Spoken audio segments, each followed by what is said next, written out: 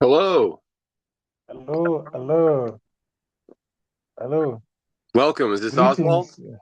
Yes, I'm Oswald. Thank you. Yes, I'm Oswald. Nice meeting you. Nice meeting you today. Yes. Yes. Yes. Glad we work out the connection again. Yeah. Uh, I'm retrieving the link you sent to me. Hmm. And here I've come. Am I visible? I Can can you see see you. me? Yes. Oh, all right. And I have been preparing two of the secretary and the project lead Okay. who who are coming in for the meeting. And they'll come in their own computer or they're going to share the room with you. Okay, okay, okay. Uh, Hello, Marvin. Hello, are you coming over? Yes. Oh, okay. Marvin, who is the general secretary, joining. Is joining right Marvin. now. Okay, Yeah, great. Marvin is joining right now, and the lead project, the agriculture, is she's called Lenia.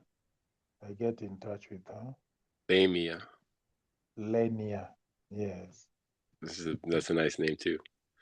Oh, yeah. She's the concerned agriculture assistant for the project.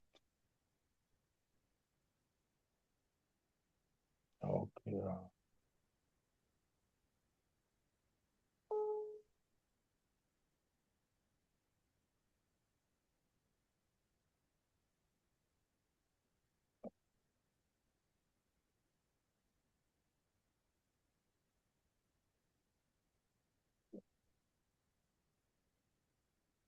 Lenia, good morning. Yes, I've sent you the link to join the meeting. Right now, we are present and Marvin is entering.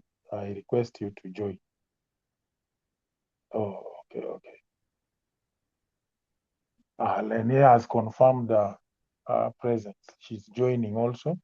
Okay, great. Well, Yes. we'll linger and I won't share too much until they come. But tell me, Yeah. how's it been going with what you've learned? You've been collecting up the charcoal from the cooking charcoal Yes, project? yes, sure. We had the charcoal which we stored for our chicken, our poultry. Great.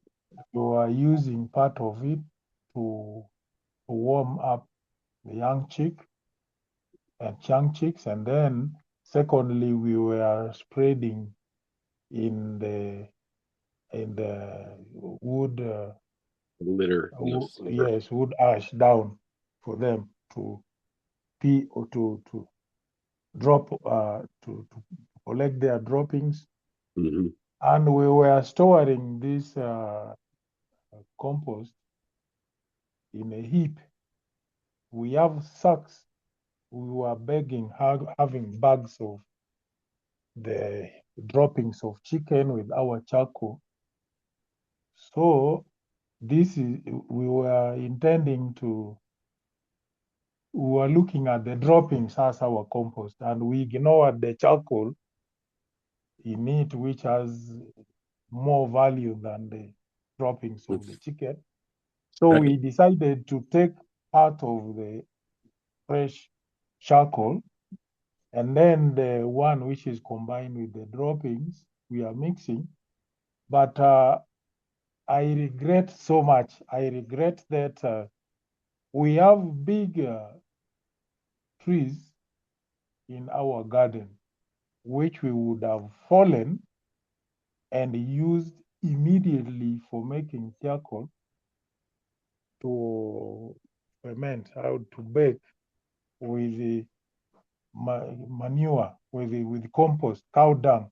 There are so many owners of kraals that have allowed me to collect the cow dung residues, Wonderful. which stayed for years, 3 years, 2 years, and they were pushing them aside the kraal. They have asked me to collect, so I will arrange transport to be collecting this cow dung which stayed. My main challenge is falling down the trees and making charcoal. How to fall the trees, a big heap to burn and bring, so that up to the first week of April, when we get the real rain, first season, I would be able to use this immediately to experiment the use of biochar in April. My hands are tied in falling down these trees and cutting them. I regret this most sincerely. Otherwise, Oh, you mean you regret the previous trees you've already cut? And is that what you mean?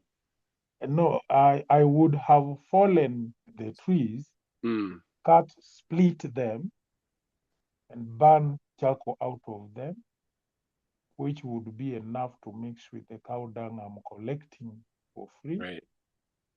And I could place in about 5 acres to do this experiment. I was estimating 5 acres this April. So falling down the trees is my problem. Biggest main challenge. It looks like we have somebody else has joined in. Oh, I think they're coming, the two. I We see. really held meetings for this. Yeah, I see Marvin and Marvin, Lenia. for sure. When they come, Welcome. so happy. You guys are muted, but I'm Tabor. If you guys can hear me.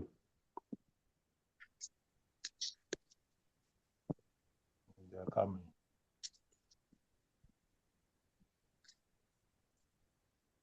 Hello, Marvin. I see Lenia. Hello. Hi. I'm Tabor from Northern California. Yeah. My name is Aikoru Jocelyn Lenia from Lenia. Uganda. Yes, sir. It's a pleasure to meet you. Thank you for joining us. Yeah. Welcome. It's a pleasure too. Thank you. So Oswald's taught you about biochar already? Yeah, I've ever heard of biochar. Hello. Hello, Marvin. I hear you now. Okay, that's great. How is everyone here? We are Marvin, well. where is your face? Hi. Where is your face? Marvin, where is your face? Sometimes I know if I have poor service, I'll keep the screen off to get better audio. But it's nice to see your face, Marvin. I see you now. That's great. Thank you. For a moment. Yeah. So, welcome, Marvin, and welcome, Lenia. This is Mr. Tabo. Yep, Tabor, that's me. Tabor, I'm really excited to hear you guys are taking interest in biochar, and I'm here to help answer any questions and share information. And I'm not sure how much you've learned now from Oswald, because my interest is for you guys to understand this so well that it's easy for you to share it with your communities in your country, in your towns and villages, because I can't do it to, it's simple information, and I love sharing it with people because it's so simple. And there's a lot of information online that makes it complicated, but it doesn't need to be. Sure. And so, do you guys have any questions to start off? I personally had a a glimpse of good information in our first meeting, and I got convinced. I told my members, because Marvin is General Secretary, he is able to take this information out of Mamo Gardens. We are going to consume, and we want the community to benefit. Right. And then Lenia is an agriculture expert, because she's qualified agriculture officer. She's in Mamo, and she will educate the mass. We don't want to get this wonderful information and we keep it for ourselves, because Mamo Gardens is already training. If we send you Great. pictures, we are already training the community, and the government got interest on Mamo. The government is bringing farmer community to learn so many things at Mamo. And this is the source. We are tapping greater knowledge beyond Mamo Gardens. So, Mr. Tabo, this is a very great moment. Marvin and Lenia, if you have anything, please don't leave any stone unturned. Yeah, Am I can clear? easily talk the whole time we're here, but I want to be able to hear what you want to know, what question you're confused about. So at any time, feel free to try to interrupt me to direct a question towards information you're wanting to learn. I'm not sure how. We do have a recording. I haven't done anything with it from our previous recordings, and I can try to get them online and shared if you want. But I'll give you some basic rundown about the value of the simplicity of making the biochar and some easy uses to enrich it and the why we need to. And I generally tell a carbon story, because biochar is charcoal, but not all charcoal is biochar. And what makes biochar different than standard charcoal is that the oil inside of charcoal is the oils of the living plant, and every plant has a different smell and a different chemistry, so there's different mixtures of whatever's inside the cell structure of the plant. And that when we burn it off, we're burning off all those oils. The flame is the combustion of the oils that are inside the cell structure, and which I refer to as sugars. So all the juices inside of the plant are considered sugars, a various mixture of carbon, hydrogen, oxygen, and various elements of nutrients. And when we make biochar, we're burning off all of those nutrients and evaporating them into the atmosphere. And what we're left behind with is the charcoal without any of those oils. If the charcoal still has any oils inside it, oil resists water. Water and oil do not mix. So if there's oil inside the wood, it's just charcoal. But if there's no more oil inside the wood, charcoal, then the charcoal is able to absorb water because it doesn't have oil in it. If the charcoal can absorb water, water is the basis of all life and biology. So therefore, the bio in biochar is for biology. When we make biochar, it's raw and barren, devoid of all nutrients. We have burned off all the nutrient in the flame of the fire. If you do not have a flame in the fire, you will have bellowing smoke. Flame consumes smoke. So having a flame-focused fire, the flame will keep it having from high emissions. Because if you just bellow smoke, you're just making emissions for people to breathe in your local community, as well as very far and distant communities where the smoke drifts to. Now, smoke does have advantages for managing pests in trees and orchards. When you start having a bunch of pest issues, you can actually generate a smoke fire to reduce the parasites on the trees that are able to survive through the smoke.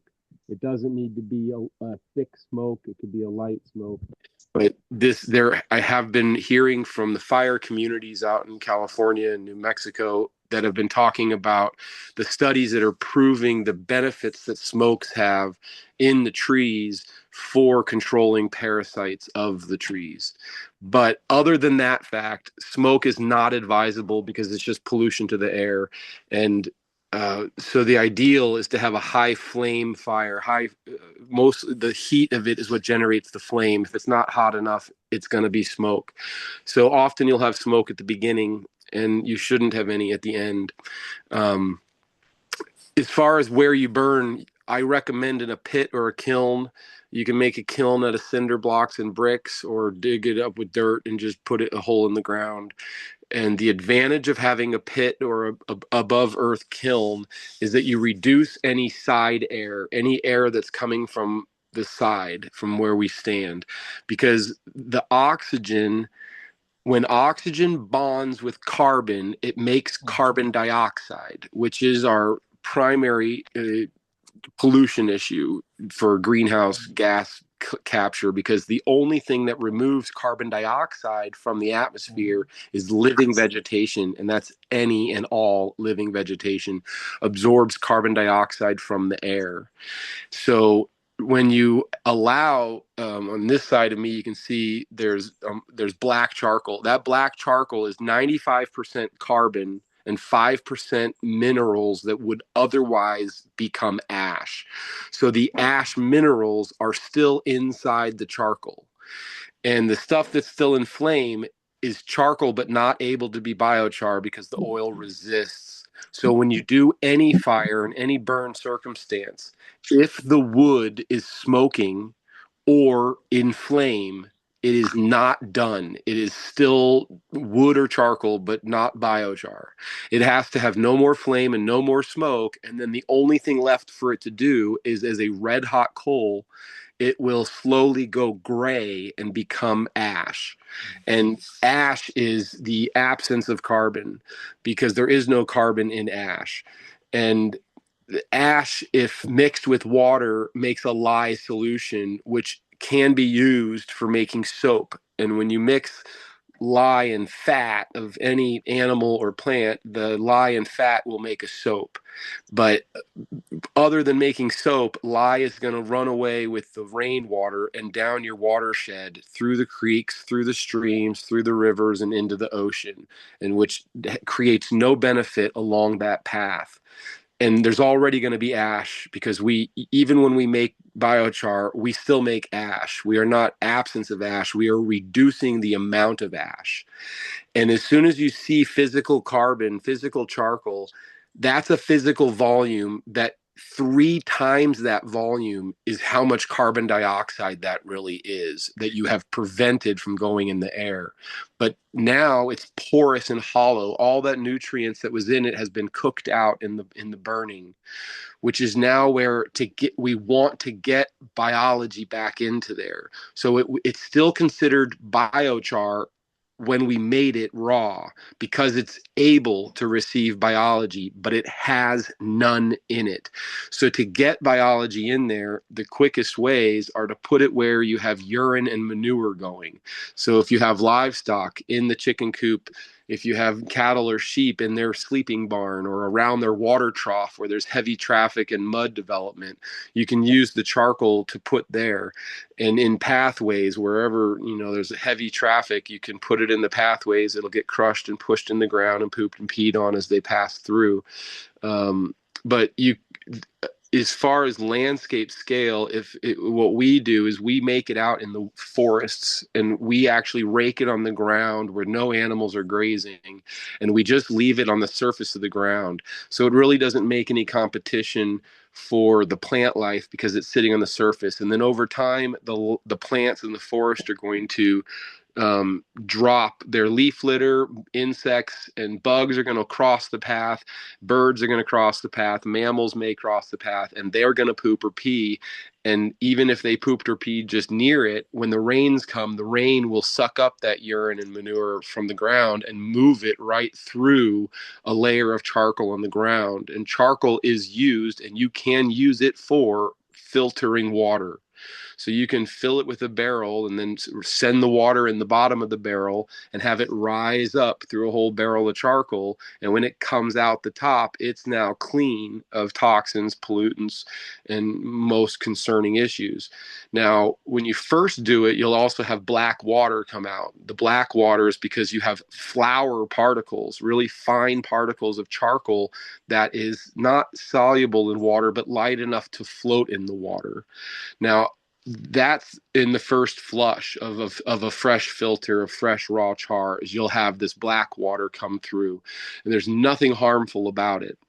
I actually specifically use that type of a charcoal that's able to mix in the water, and I use that to feed to livestock. So if you give it to the young chicks, you can, just soak the charcoal in water, get that floured charcoal out of it, strain it, and put that in the water container for your chickens, for your sheep, for your cows, and then they can ingest the charcoal into their gut, and it actually absorbs toxins, which means their liver doesn't have to process the toxins. It can actually improve the digestion in ruminants, which are your sheep, goats, and cows. It can improve their internal digestion by having a place for microbes to habitate, to gravitate to, and by pulling anything that's challenging the body to process and actually holding on to it in the charcoal so it can come out in the manure. And by having it go through their gut system, it's coming out enriched. So you have now charcoal that's stable, and now it's enriched. And so I do use that water, and you can drink it as well. Now, there are studies out there that people are feeding the chunky charcoal to livestock. And again, if you spread it on the ground, they have free will. They can lick it up if they like off the ground. If you actually do a grain or pail fed feeding system, I personally do not put chunky char in there. A flour, a fine material maybe, but I generally like it in the water because it makes sure that way it's hydrated. It'll settle in the bottom of the water trough, so I would stir it up whenever I'm there, to encourage them to be able to drink some of it. Now, the reason I prefer drinking it over eating it is the ruminants use their teeth to digest the grass and trees and brush. The charcoal, if you ever make some, go ahead and try eating it. You'll understand. It's like the texture of fingernails across a chalkboard. It's just, some people can't enjoy chewing on a raw charcoal. I do it all the time because I make charcoal out of different plants, and I always want to know, how is this plant different? And I will try the charcoal. It will not be different in flavor. It'll be different in texture of how dense was the wood. If the wood was a hard wood, it's a hard charcoal. If it's a soft wood, it's a soft charcoal, because the cell structure's not changing. It's just being emptied out and made fragile. It's very fragile as charcoal. It sounds like porcelain. And it can break down physically into smaller pieces, but it cannot decompose. So mycelium cannot eat it. An earthworm can eat it, but not digest it. It will come out of the earthworm enriched in a smaller piece because it chewed it up. But you can actually use it to reduce moles and gophers because they don't like to chew it. They don't like scratching their fingernails in it. So you can actually migrate gophers away by applying the charcoal to the areas they are, and they will then pull dirt up and over it and start burying it, and in the process discover it and not enjoy it and migrate to get away from it. So enriching it, though, the simple ways, it'll happen naturally on its own. But if you took this raw charcoal that we just made in the fire, and you took that and you put it directly into your garden bed, and you put it right into your rows of corn or whatever, maize or sorghum, whatever you're cultivating, if you put it directly in the soil, the disadvantage and the problem is it has no nutrients in it, and it's a negative ion, a negative electron. The carbon is negative, so it attracts positive electrical charges. Nitrogen is a positively charged element, so it holds 17 times its mass in nitrogen. Now, not just nitrogen, it also holds other nutrients. Because when you think about what the plant took up, it took up nitrogen and sulfur and iron and all these elements out of the soil, and it made that plant. Well, now it has the capacity to hold all of those things in it. So it's designed by nature to hold water and nutrients. So the goal is to get water and nutrients in there before you put it into your garden, because if you put it in the garden directly raw, it will pull the nutrients out of the soil because it has none, and they'll passively magnetically attract to it and stick to it. And as a result, the plant won't get it. The nutrients are on the charcoal. The plant is sucking up water from the ground, but is getting less nutrient because the nutrients now trapped in the charcoal. So in 3 years, it won't be an issue. But the first 2 years of that garden, you will not have an improvement in your crop yields and vegetative growth. And that will concern people. And people will be like, well, you told me to put charcoal in my garden. I put raw charcoal in my garden. My garden looks worse. And that happened 20 years ago in America when they tried to push charcoal on farmers. They called it agrichar instead of biochar for biology. It was agri for agriculture, agricultural charcoal. And they were putting raw charcoal in the farm fields, and the farmers complained for 2 years that it worsened their yields. So no neighbor around them was now willing to purchase or use this agrichar product. And as a result of that, the publicity for it was, that's not something you should do. Nobody wants to do that. So the industry failed. They've no longer used the term agrichar. We've defined it as biochar to help break away from the tragic story that agrichar had happened. And what it came down to is the reporter stops following the story. If you go to those same farmers today, or even the third and fourth year after, they now admit it's the highest producing fields they have, because it took several years for the enrichment to take place. And so to get it in your garden, you want to enrich it.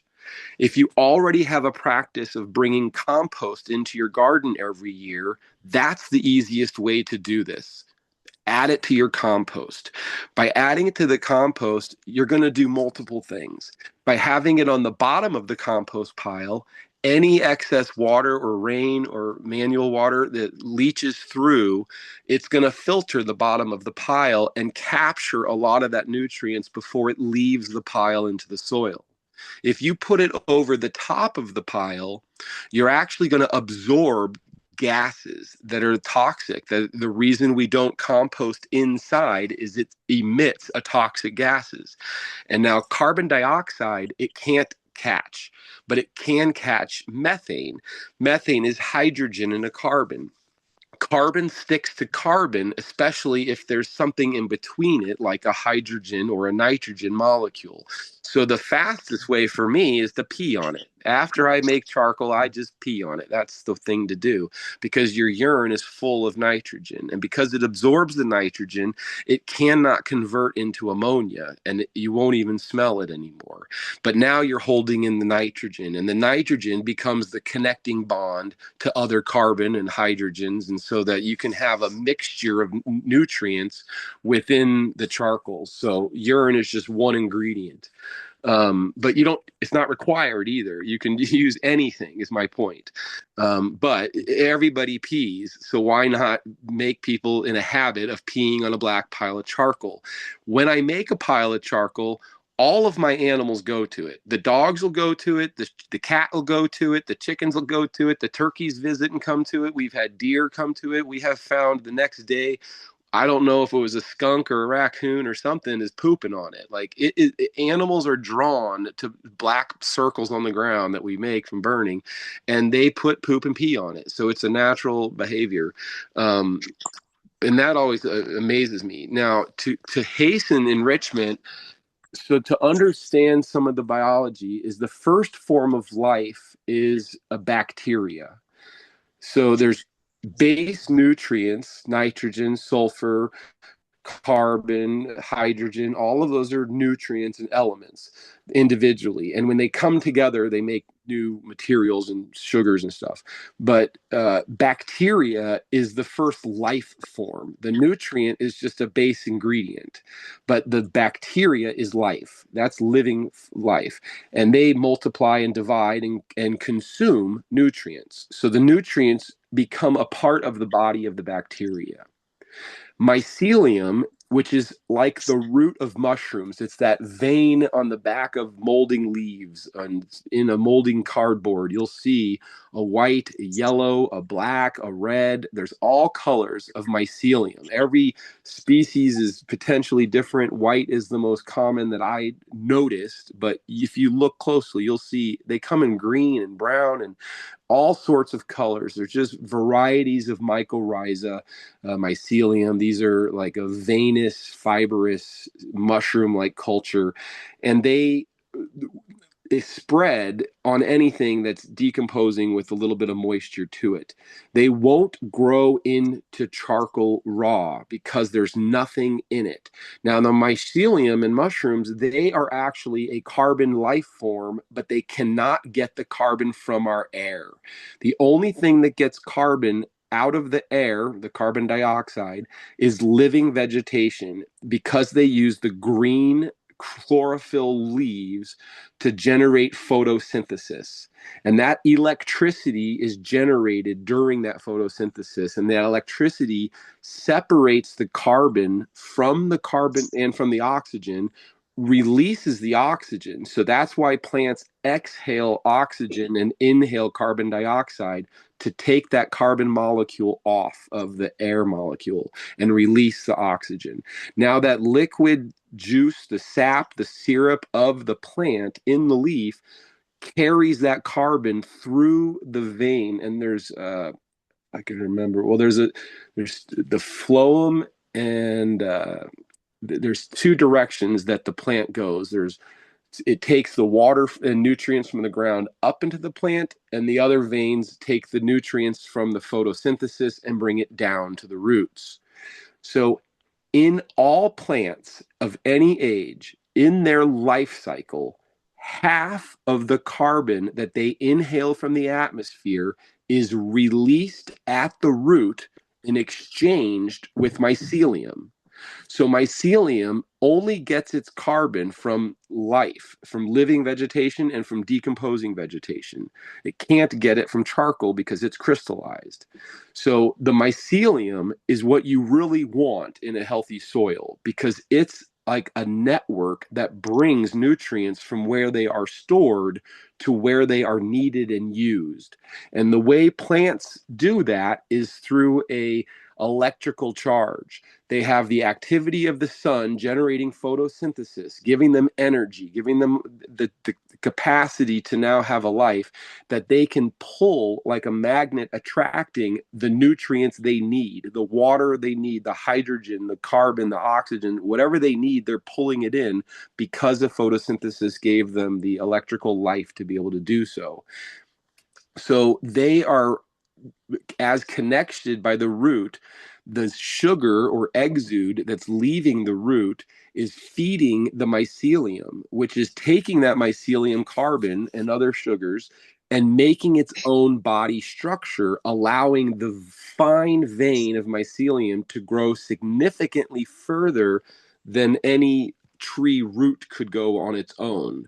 A tree root is physical, it's thick wood, it's very solid, and it has to push through the soil. Mycelium is like hair fine, thin, and just spreads it much easier to go further. And it can carry nutrients through its own vein to give the plant what it needs. So the plant is grounded through the mycelium and pulling like a magnet what nutrients it needs. It needs sulfur, it needs iron, it needs calcium, it needs nitrogen. All these needs the plant has, each element has a different electrical and magnetic charge, a certain amount of positivity or negativity, and the plant is attracting it through a magnetic pull it generated from the electricity of photosynthesis. So The plant does not need lead or arsenic. These are heavier toxic metals that we should not be consuming, but unfortunately are in our ecosystem because of past behavior of human species. We have extracted these metals and heavy toxins, and we have included them in our environment, and even our rain contains acids that it did not used to. So charcoal is indiscriminate. It is just a negative polarity magnet. It attracts these things. So heavy metals, arsenics, lead, these things are going to stick to the charcoal because they connected. There's no reason for them to separate. The plant does not need arsenic or lead. So when you have arsenic or lead, as these are just two mineral examples of it unwanted, if they're in the water, the plant is going to get it into its body because it's pulling it with the water. But if the water was filtered through the charcoal, it sticks to the charcoal and the plant is not asking for it. So the mycelium is not going to bring it to it. The mycelium is not going to give the plant arsenic. The arsenic would need to be pulling it and desiring it, and they are not. But if it's in the water, they get it. And because they get it, it means the plants now have lead and arsenic, which means when we eat the plants, we're getting the lead and arsenic, which is also back to where if the food system is having this in it, that's where it's not such a bad idea to have charcoal in your gut system because it can absorb it before your body has to. Now, if you have like a soil somewhere where it's had a spill of lead paint and you need to remediate it, you can use plants to, and hemp is the fastest growing, or cannabis is the fastest growing plant in the world and the best soil remediation. So you plant these things over that soil, and then when they're harvestable, you pull them out of the ground and you convert them to charcoal. You have now locked in the minerals in the charcoal and you've removed it from the soil. Now you can put that charcoal back in your soil, but it's still locked up in the charcoal. But in most cases, if you're dealing with a toxic charcoal because it's filled with arsenic and lead, anybody out here would panic and not want it in their garden. So we then recommend to put it to somewhere less agricultural and more into road base or erosion management where it's not going directly into a garden bed. But I'm trying to share all of that information so that you can get a full understanding of it. And how are you doing so far, Marvin and Landia? Am I speaking too fast? Are you understanding me okay? I'm Yeah, I'm understanding you. getting understanding you. Okay, and you're appreciating this. So I should keep going? Do you have any questions at this point? Yes. Mm, Oh, oh, yeah, oh. as we talked about the combustion of to get that charcoal. Sometimes when you're burning charcoal, as you talked, there's that wood ash particles. Uh, Recently, there's some local method of using that ash to balance the chemical component of the soil, mostly like acidic soils. That those areas that have there are those areas of the garden that might be having acidity. So applying wood ash sometimes helps to balance that acidic property to neutral or somehow alkaline. What's your comment about that? Well, my real opinion is the ash minerals are still in the charcoal. The ash itself is not going to stay at your soil. So it might benefit briefly for a season or until a major rain washes it away. But ash will not stay on its own in your soil, it will wash away. But charcoal contains all of the ash minerals in it. And to address the acidity or the pH, if you have pH testers, of course, you can use that. But the charcoal's pH can change dramatically in the enrichment process. And you can enrich it specifically towards a specific need in your garden. So if you want if you need more potassium, you could use a banana peel to enrich it, you know. But if you need more nitrogen, then use more pee on it, or urine. So you can change the enrichment mixture. I mean, you can use literally chemical fertilizers to enrich your charcoal with those chemical fertilizers. What it will do is they'll hold them into the soil. But the only way the nutrient, whatever's in there, even the ash, in order for the ash that's in that charcoal and the nutrients in the charcoal to get to the plant to be of benefit, that's where the mycelium comes into play.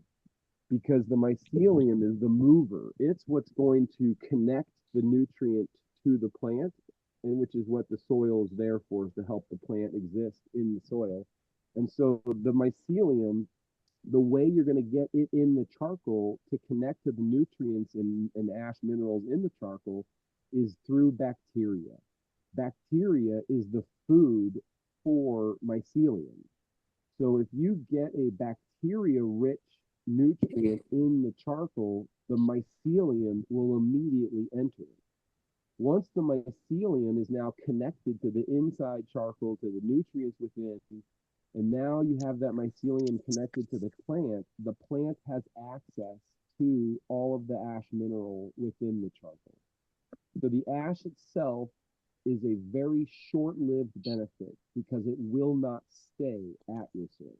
It will wash away. It can soak into the charcoal and you can end up with a high ash content charcoal, but generally that's leveled out with your enrichment process, which could be as simple as the compost. So like I described, the bottom of the compost, you're filtering what leaches out. On the top of the compost, you're actually absorbing gases before they escape. But if you put the charcoal in the middle of the compost, it's adding oxygen, because once you quenched it, the oxygen can no longer bond with the carbon, but the oxygen-rich air in our environment is in the carbon. So the charcoal is porous and full of air, oxygen-rich air. So when you have that oxygen-rich air charcoal in the compost, you now have a good aerobic bacteria development in the middle of the compost pile, which reduces the need to churn it. People churn the compost over because you need oxygen to help it speed the aerobic bacteria development. Excuse me. So having the charcoal in the middle of the compost pile, it'll actually convert the compost quicker and reduce the emissions from it by absorbing the nutrients. And if you have a healthy compost pile, you should have mycelium in there from the leaf litter that you raked up. If you have a leaf litter to rake up, then the moisture usually will help the mycelium cultivate where it has access to air to breathe. And if the air is inside the mycelium or the charcoal, they'll go in there. The mycelium will go in there, the bacteria will go in there to try to get and homogenize with that oxygen. So your compost will complete quicker. And you, as far as ratio, this becomes an ongoing debate. You'll read studies that say 5%, 10%, because that's all they were willing to test it for. And all of them showed positive results. 1% biochar added showed positive results. 20% is the most that people are adding in studies nowadays currently. But I will tell you, my opinion is 50%. You do not need 50%. You can go up to 50%. And the reason I say 50% is based on the richest soil in the world is 50% biochar carbon. Now, you're not going to add 50% of your topsoil with charcoal because it's not that easy to just accrue that much. So I say 50% so that you're not afraid to add more if you have it. Because if you are told to do 5 or 10%, you might only get 1 or 2% actually in there. But if you understand that you can freely use up to 50% charcoal, then you're not going to be intimidated to just add some more because you have it. And if you don't have it, then you don't have it. But having charcoal in your compost is going to absorb the nutrients, and it's going to make the nutrients last longer in your soil than the compost itself. Now, traditionally, the compost is made and then distributed across the whole of the farm in a fine layer on the surface or tilled in at the point of planting. But you add it every year. So if you have any amount of charcoal in your compost, every year you're adding compost, you're also adding charcoal. The long term, you're going to build up your soil. But you don't want to just add 50% raw charcoal to your garden, even if you do to your compost. But as far as the quickest way for us is to soak it into, if you take a bucket or even a puddle on the ground that's really festering with manure from a rain, and you have this swampy muck, you throw the charcoal into that muck pile, let it soak it up, and then rake it back up out of that pile with all that what it sucked up into it. So the high nutrient solutions of any liquid attract bacteria, and any bacteria will do. And the great thing about a lot of this process that we do is it's really relying on your native bacteria, your native mycelium. You don't need to buy anything. This is all stuff you can be making from existing ecosystems where you live. Because the bacteria and mycelium that live in your environment are very different than the ones that live in mine, and they've already evolved to do well there. So by capturing your local biology, you're improving your soil with the native healthy biology that survives it. So when we try to get our charcoal super enriched, what we do is we'll use a bucket, or like I said, a puddle if you have it, and we'll soak it up with a bunch of nutrient rich and often bacteria rich, and it's bacteria because it's been fermented. It's allowed to sit and age and ripen. You don't need a fancy bubbler. So it's recommended, like, if you're going to be mixing your manure with your charcoal, that's what I do. If I poop in a bucket and then I cover my poop, each time I poop, I cover it with this pure charcoal, no ash, no sawdust, just charcoal. And then when I finally get a full bucket, I put a lid on it and I let the lid stay for 3 months. And in the 3 months that lid is closed, it is an anaerobic environment. There's only anaerobic bacteria living in that bucket. So what they're doing is they're homogenizing all of my manure, and they're kind of moving it around a bit, but they're conquering the bacteria, anaerobic bacteria, conquer within the bucket, within the then I'll take that bucket and I'll dump it as a layer in a compost pile. So it's not the only manure, it's mixed with all the other manures and weeds and rakings that we've created to make our compost. And so now when you've added it to a compost pile, that's an aerobic environment. Aerobic bacteria consumes anaerobic bacteria. So if you just had raw poop, then that raw poop has to first attract the bacteria. But if you have it already conquered by anaerobic bacteria, you've sped up the process by making it now food for aerobic bacteria, because that's what aerobic bacteria like to eat, is anaerobic. And now that the human manure is, different people have different opinions about doing it or not, as far as where do you want to put it. Some people do not want their human manure compost on their strawberry bed, but don't mind it in their orchard. But as far as whether you segregate it, fix it doesn't matter. But you can make a ferment of anything. So if you need a high potassium fertilizer, you can take banana peels and soak them, or mix them with sugar, equal parts. Sugar is food for bacteria. In our area, we have people that are still spraying Roundup, and they're trying to kill all bacteria and life on their land by spraying toxins. Instead of I can't convince some of these old timers to stop doing this stuff. But what I now do is I just carry a bag of sugar in my car. And so when I know there's a piece of land that was just sprayed with Roundup, I don't say anything to the owner. I just spread sugar on that landscape, because sugar is the food for bacteria. And when you apply sugar to the landscape, you're attracting bacteria to the landscape, you're attracting insects to that sugar, and now they're pooping and converting that sugar into fertility for the land, and you're rebuilding the bacterial soil health. So sugar is, you can get dry, white sugar or brown sugar. Brown sugar attracts more diversity than white sugar.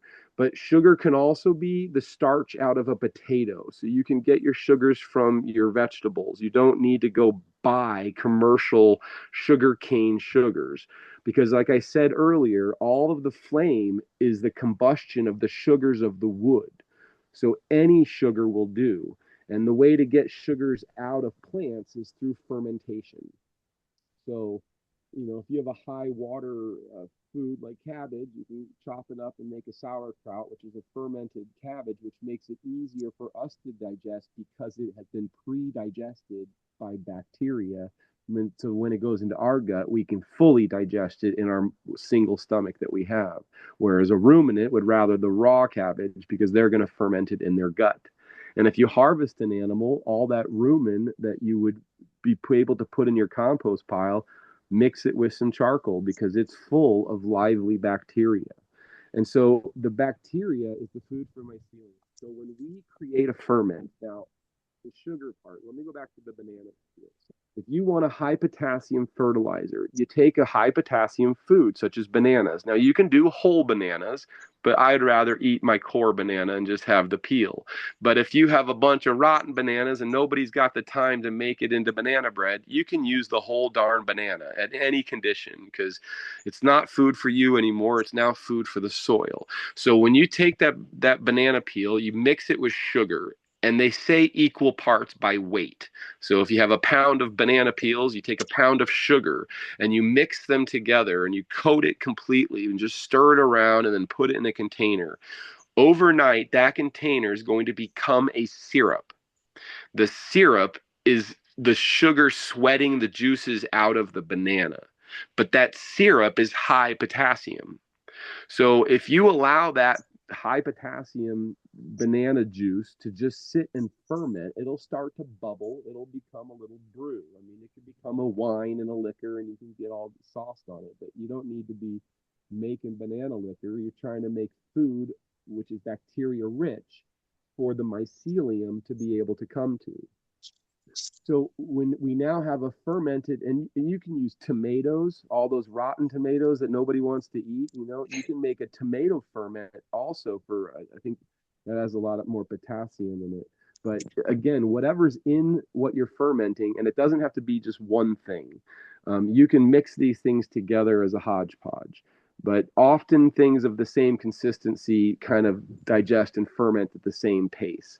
And so the idea is by taking these nutrients, these foods, and allowing them to ferment into a slurry, which you can add water if you need to get it more liquid. You don't add water if you're just adding sugar to make a rich syrup. But if you're trying to fill a larger volume of charcoal, I would add a little water if you need to have more volume to get some bacteria everywhere instead of not having enough because you didn't make enough syrup.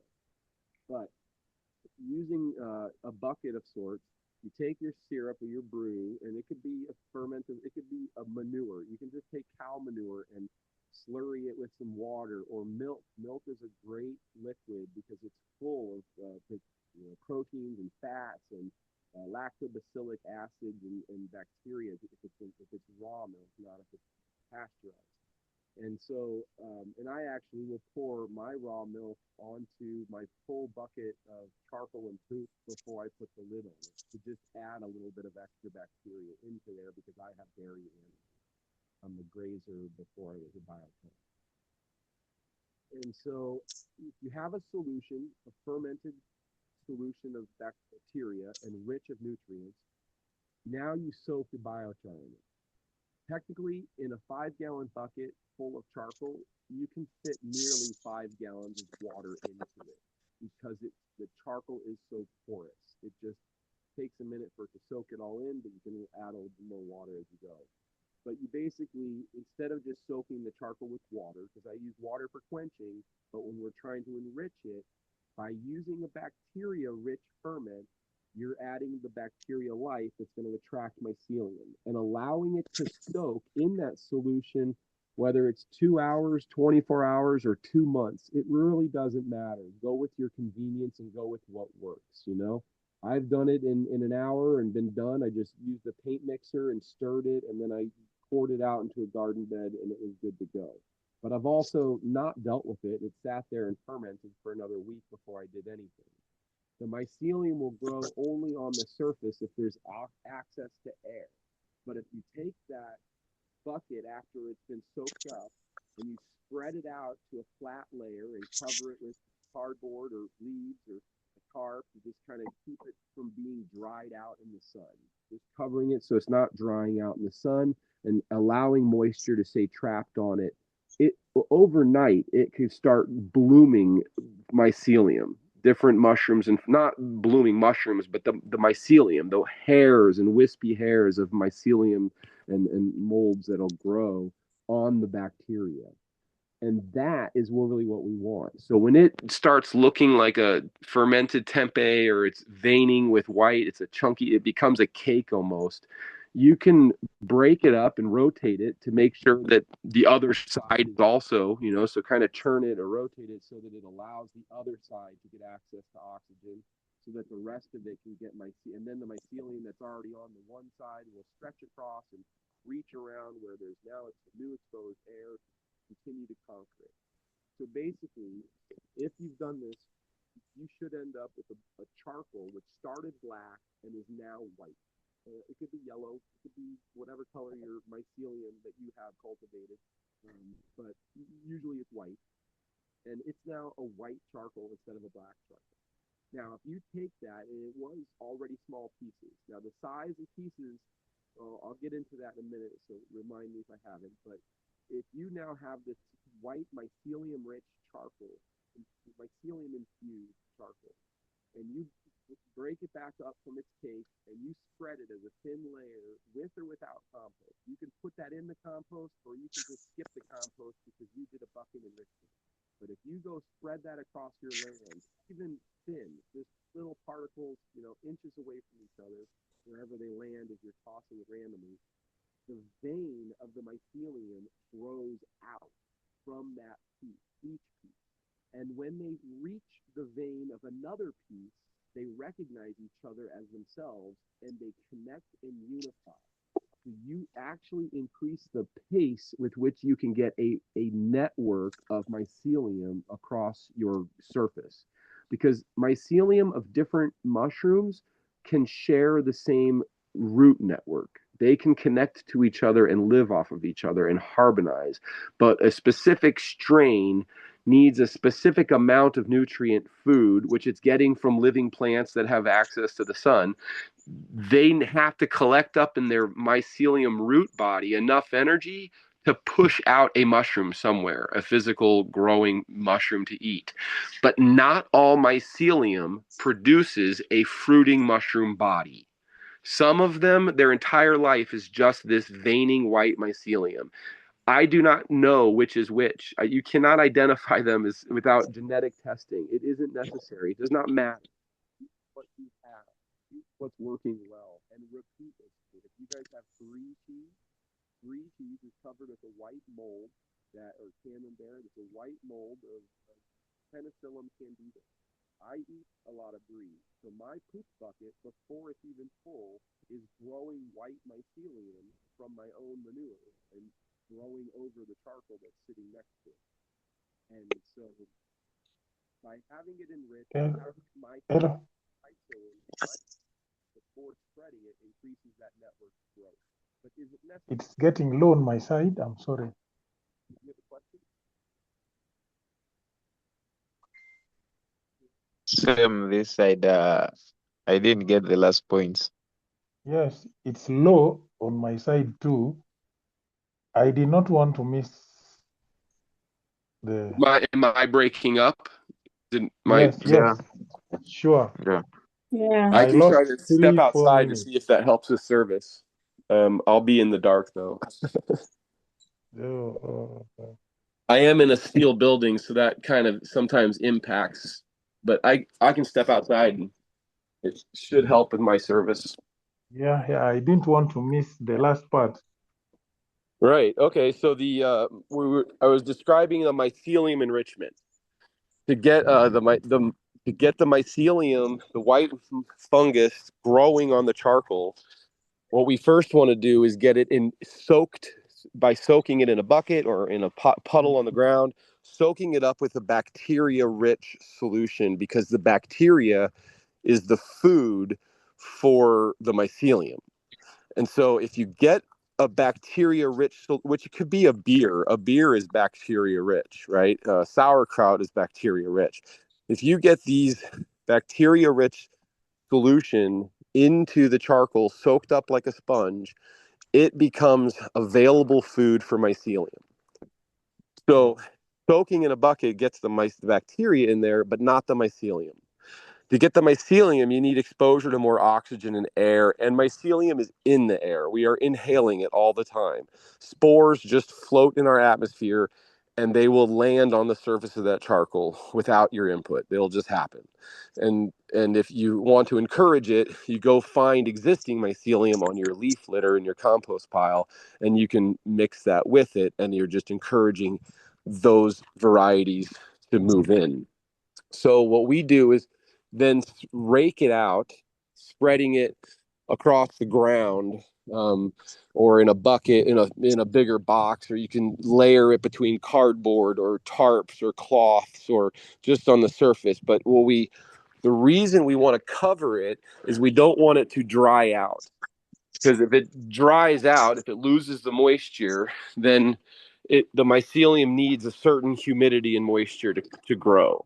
So by having it covered, it's out of the sun and it's not losing its moisture as fast, the mycelium will grow significantly quicker. So when we have it underneath the tarp or under cardboard, after maybe a week or less, you'll just peek at it and look, you'll learn. And we might roll it or rake it or kind of flip it, kind of get the black charcoal exposed to the air and let the white mycelium charcoal be stirred underneath. The veins will grow around and fully conquer the charcoal. The charcoal will look white instead of black.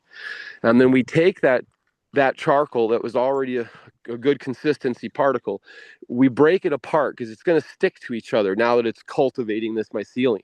But when you break it apart and you spread it across the land in pieces, little bits, it doesn't have to be a thick layer, just you spread it across the landscape, these enriched, seeded with mycelium bits of charcoal, the mycelium grows away from so it grows away from the it grows away from the where it is. So it's in this little piece of charcoal. The vein grows out of it, looking for water and nutrients and living plants to connect to. Each one doing that, they're going to touch each other. They're going to recognize each other as mycelium. They're going to bond, and they're now making a network that they grow together from. So to get a network of mycelium across the landscape, that's how we do it. We get the charcoal mycelium rich in a concentrated treatment, and then we spread it in a thinner layer across the landscape to expedite getting that mycelium spread across the landscape. Whereas mixing it in the compost pile may or may not induce a lot of mycelium development on the charcoal. That depends on your compost pile. But if you do a bacteria-enriched solution and then allow it to ripen and spread out underneath some cover, you can watch the mycelium grow onto it, and that is fully enriched, doesn't need to go in a compost, but can go in a compost. It can also go into the chicken coop. It can go into the cattle issue. Having it mycorrhizal enriched, it doesn't matter where it goes at that point. That's not usually what you're wanting to ingest ourselves, but it goes just fine. But yeah, I think that's what I was saying just before. As far as the size, so to talk about particle size, because this is a conversation, the different quality of the charcoal depends on what you're burning with. If you're burning a hard wood, it's going to be a hard charcoal. If you were burning a soft wood, it's going to be a soft charcoal. If you're burning corn stalks, it's super soft and supple, and it will break apart into a fine flour in your fingers. Whereas a hard wood, you're going to need a hammer to crush it smaller. Now, where does it become valuable one way or the other? Uh, the chunky char is more effort. If it's a hardwood, it's often more challenging to get it to be smaller pieces. Now, granted, hardwood also has small branches, so they can be smaller particles that are just harder, but are small enough to not matter. So what you can do is use a screen, and the screen can sift the charcoal to whatever size fits through that screen, and you can have different gauges of screen for different qualities of charcoal. And why does this matter? The smaller the particle, the more surface area. The surface area is what connects to the nutrients in the environment. It's the surface areas where the bond takes place. So the inside of a chunky piece of charcoal is still raw, even though the outside of the charcoal is enriched and covered. And so where I look at it is, the chunky char is okay for me in the soil and everything, because you look in your soil, it's never consistent. Nobody's sifting their soil. You got a little bits of pebbles, you got some sand, you got different consistency of soil particles. So what's wrong with being inconsistent with your charcoal? If you have a chunkier piece of charcoal, whether it's soft or hard, it's a chunkier piece, you have choices. You can choose the effort to crush it, step on it, put it in the traffic of walking paths or bike tires or livestock trampling, and you can let them crush it into smaller particles. Or you can sift it and use the chunky char for some erosion management, where you really want the chunkiness to kind of hold the road together, to hold an erosion loss where you're losing soil and clay. You can put your chunky char over there, and it'll help capture bigger chunks of erosion loss. But where the studies are shown is that the finer the particles, the finer the charcoal, the more surface area, the more nutrients that it can actually capture and hold. So the other advantage of the finer particles is, if you have your carrots and sweet potatoes growing in a soil that's got chunky charcoal, your carrot has to bend around the charcoal. Where if it's fine like sand consistency, it's going to move right through it. And so if you want your garden to be supple, then, use your fine charcoal there. But the reality is, all the charcoal is still the same. It's 90% carbon, same electrical negative polarity magnet, and the other 5% ash minerals. All charcoal is that, whether or not it's hard or soft, whether it's big or small. The smaller it is, the more surface area exposed to being able to capture nutrients. But if it's easy to make it and it's difficult to sort it, then don't sort it. Just mix it in there. Because each time you in the future till with a hoe to plant your next row or whatever, you may very well break the char up further. If it's put in, super chunky and it's super hardwood, then maybe use that in your livestock trafficking or around the water trough where the muck is built up, and use that somewhere where the livestock can do the crushing for you. But having it in the center, still incompletely enriched, for me means in the future when it does get broken in half, and literally it can, freezings and heat, hot and cold temperature shifts, they can cause it over seasons. They can cause them to break into smaller pieces as well. And so when you have it break open later in the future, to me, that's future potential storage for nutrients. It's like you didn't have to add extra charcoal in the future. You had charcoal there that still had the capacity to hold new nutrients once it becomes exposed through tillage or wear down. But either way, it's storing carbon in the ground. But if you want to go through the effort to grind it or to smash it with a hammer and make it to smaller particles to get the benefit quicker for your garden bed, that's fine. But you must understand the most and only dangerous thing about charcoal is inhaling it is very bad. You do not want to inhale black dust particles of carbon, because it will stick to your lung the same as it sticks to everything else. And that's what causes black lungs disease and is why coal miners die young. So we really want you to understand that is the only negative thing about biochar, is it is dangerous to inhale, And if you're choosing a method to crush it and grind it to smaller particles for the advantages that it's going to give your soil, be sure it's moist enough to not generate a airborne flower.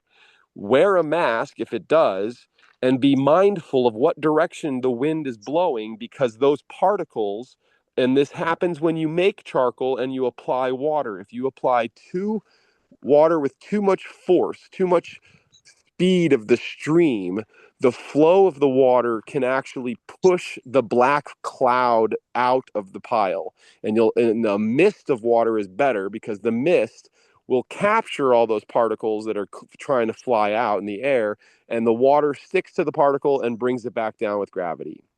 So the particles of black carbon, not carbon dioxide, just black carbon solid, those particles airborne stay airborne for up to a week in our human living soil range of the air. It doesn't go very high because the weight of it stays in our living, breathing environment for up to a week before it will gravity land on the ground. It can fall quicker. Rain can happen. Morning dew can happen. There's reasons it might land on the ground in an hour or in 10 minutes, or even in the minute that you're spraying the mist of water over it. But I want you to understand, it is dangerous to inhale. It is not dangerous to swallow and consume. It is only dangerous to inhale. So if you have anybody working with charcoal in an environment where there's a lot of black soot clouds, please encourage them to put a handkerchief on their mouth or something, a face mask of some sort, to not inhale. And so a grinding practice should require enough moisture to keep it from becoming airborne in the process. Do you have questions at this point? Yeah, I have. I'm generating them. One, about the safety to crush this, we are going to use the garden. We shall not bring it closer to where we are living, around the office, around the yard. And then I'm requesting you, Mr. Tabor, I did not record the first item of the meeting we held with you. I If have you a have a recording. record, kindly, I beg you to send that for me, because we are going to use it in the training program of farmers. Yeah, this Zoom call is also being recorded, so I'll have this one as well. Oh, yes. Lenia, you are going to make use of that in the training program with an audio system. I recommend you probably cut it, shrink it to just the parts you need. Yes, They're like, she's it's a going 2-hour to. conversation, the first meeting. Yes, she's going to pick the major parts of the conversation and put it in writing, and we need part of the audio. We shall use our monitor and the audio system to air out this to our farmers. I prefer we take a demonstration program for this biochar on our field. Lenia, try to program the amount of land we are going to put the demonstration farm for kitchen vegetable program, so that farmers will accept this program when they have seen what we are doing the first rain of April.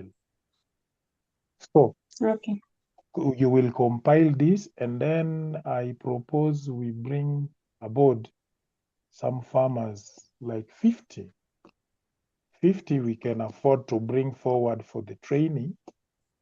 And then from April to August, in the second rainy season, we shall request farmers to embrace this program. You know, one, the use of biochar in farming is like a free gift. A free gift. Looking It at is. our soil. It's a gift for the future too, not just our present. Yes. This is a gift for a long-term future for everybody. A gift that should live with us. If at the miracle I would make our 20 acres of land all covered but it is a process to do. It is a So process. it's a process. I am really disturbed. My hands are tied to find a saw machine which can fall. Our big trees we convert into charcoal. When I look at the trees, it discourages me. It stresses me how to fall them down and put them into charcoal. That is the challenge I have for this season of April. I would have fallen those huge trees, hard trees, Yeah, and with when marble. dealing with larger pieces of wood, Yes. we recommend splitting them into kind of similar size. If everything is about the same size, it burns at the same rate. So, Yes, yes, you know, yes. if you can do huge rounds of trees, but you need enough of them to support each other to maintain a flame and burn. But if you split it, it will burn faster. We need a And split saw, a yeah, split machine. yeah. Marvin, take Mm. note. We need a split machine for cutting, falling them, splitting Mm. them to burn Noted. evenly as And if whole. it's green wood, it's fine to let it sit out for a season and just dry out. It's, you And know, I have some question for Mr. Tabi. yes. Are there specific tree species or materials to be used for making biochar? Anything, any Okay. species.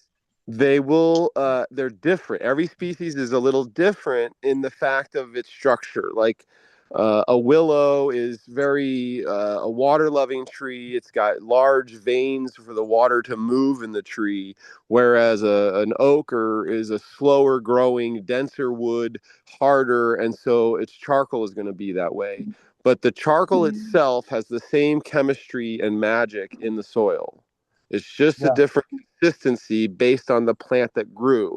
Now, what I also try to remind gardeners is you don't need to go find trees. You can use your corn stalks. You can use your tomato stalks. You can use your eggplant stalks, the vines of your sweet potatoes. Any annual crop has a residue, and that residue, if dried, can burn. If it can burn, it can become biochar by Mm. monitoring the flame. Keeping a flame prevents the oxygen from reaching the coal. Once the flame is gone, oxygen can reach the coal, and now it becomes ash. But if you see the flame is gone and you're there and you're present, you're not walking away, you're staying with it a little longer. Now you can apply water if you have it. If water is a limitation, you can use dirt, a shovel and dirt, and you can Mm. bring the temperature down to less than 300 degrees to stop it from becoming carbon dioxide. So I have made cardboard char, paper char, by using a barrel and burning in the barrel until the flames were gone and then applying water. My cat prefers the cardboard and paper char for kitty litter. Like if it had to pick a pile, it always goes to the paper pile of char instead of the chunky oak char, but it will go into either if that's all we have. And Okay. so anything will work. And I Mm. prefer to use my annual corn stalks and tomato stalks and dry them out and burn them because they make a very supple char that breaks very small, very easily. You don't need a hammer, you don't need any crushing. Your fingers will crush it. It'll just in the act of going to your soil, it becomes a finer particle quickly. Now, Mm. the reason people don't want to use those is because they want to compost them. And that valid reason. Mm. You Mm. do Mm. need compost because the Mhm. charcoal has no carbon value for the nutrients of the plants. It is a stable carbon, a long term storage potential, but it isn't liable carbon as decomposing plant matters are. And so Mm. you need to be mixing decomposing plant matter with the charcoal. So where I go with it is the tomato stalks, the corn stalks, especially if you have any potato stalks or whatever that you have an issue of blight, or you have a disease and people are really concerned, oh my, don't spread that disease, don't put it in my compost. Well, great, we'll burn it then, because the burning will burn off the disease. Charcoal can't carry anything with it except for the carbon and the ash. So any disease, any pathogen goes away with the fire. So you can burn off problem pests of plants to become, even termites will become charcoal if it's in a fire existence. But if you use the what I do is like, say your eggplant or your potato that rotted, those food scraps are really hard to burn because they're really wet, right? They're rotting. That pumpkin is rotting. You didn't eat the pumpkin, it's now rotting. I don't want to try to burn a pumpkin that's rotting. I would rather just mix the rotting pumpkin with the charcoal or in my compost pile.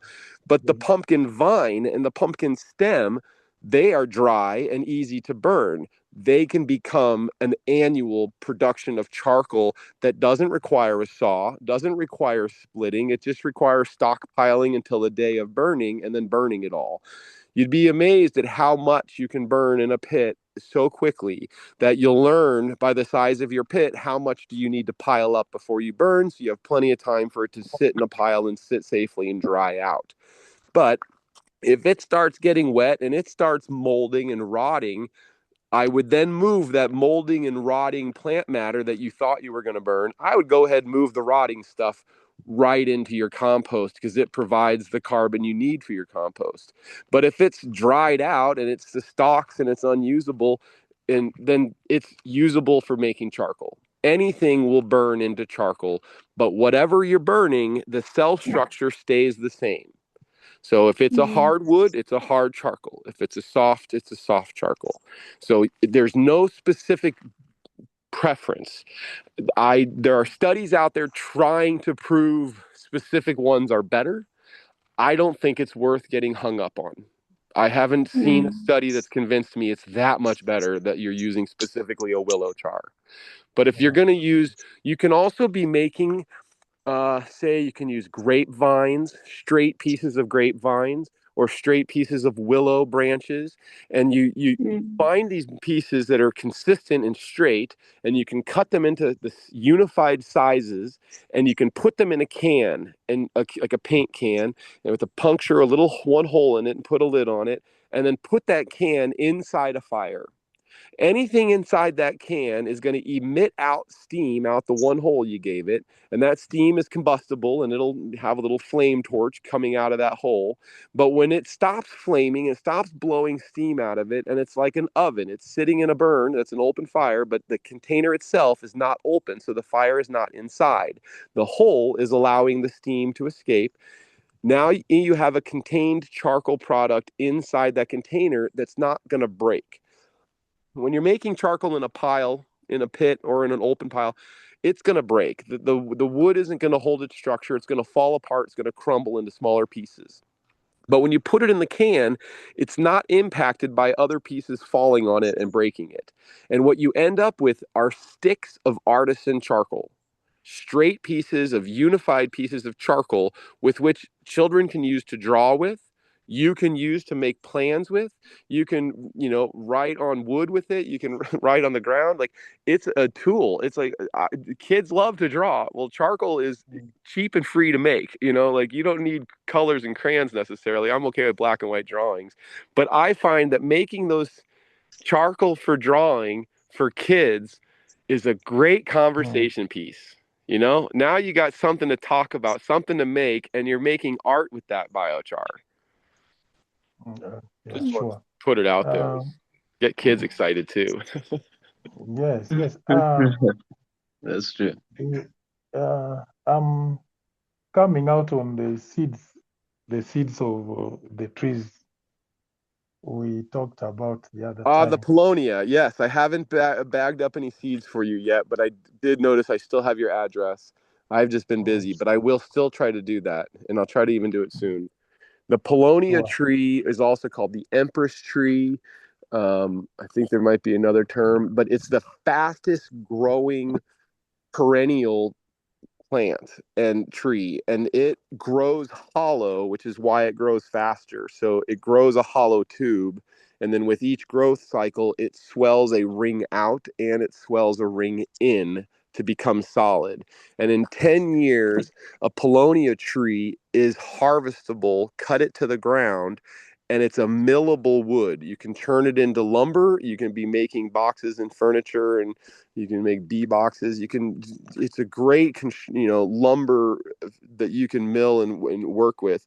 But then all the branches and all of that can be converted into charcoal. And the great thing is you cut that thing down in 10 years, it sprouts up from the trunk and it will regrow another tree in 10 years that's ready to mill, and it can get 60 foot tall in just a couple years if it's got the water and it's got the soil. And it does well in a charcoal enriched soil. But the real advantage of this tree is the Paulownia, Paulownia, Paulownia. And the real advantage of this tree is the reason it's the fastest growing tree in the world. It has every known amino acid inside its leaf. All life needs amino acids to grow, but not all life needs every amino acid to grow. It needs a specific amino acid to grow. But the Paulownia has every amino acid in it, which is why it's the fastest growing tree, because it's evolved to grow under almost any condition and climate, because it has the amino acids to balance it with its specific habitat. So when you use the leaves, you take the leaves off the Paulownia tree, fresh green leaves, and you soak them in water, you now have an amino acid rich solution. You let it sit and ferment, it's now a bacteria rich solution.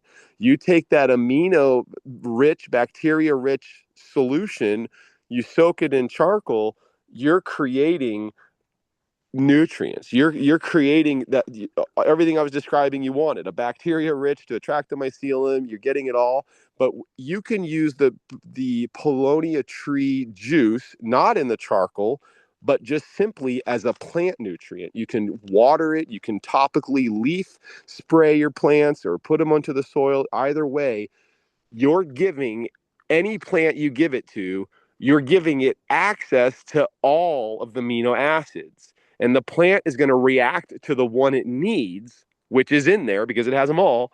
And once it has that amino acid, it's immediately going to have a benefit to its growth. So the Paulownia leaves are an amazing fertilizer potential.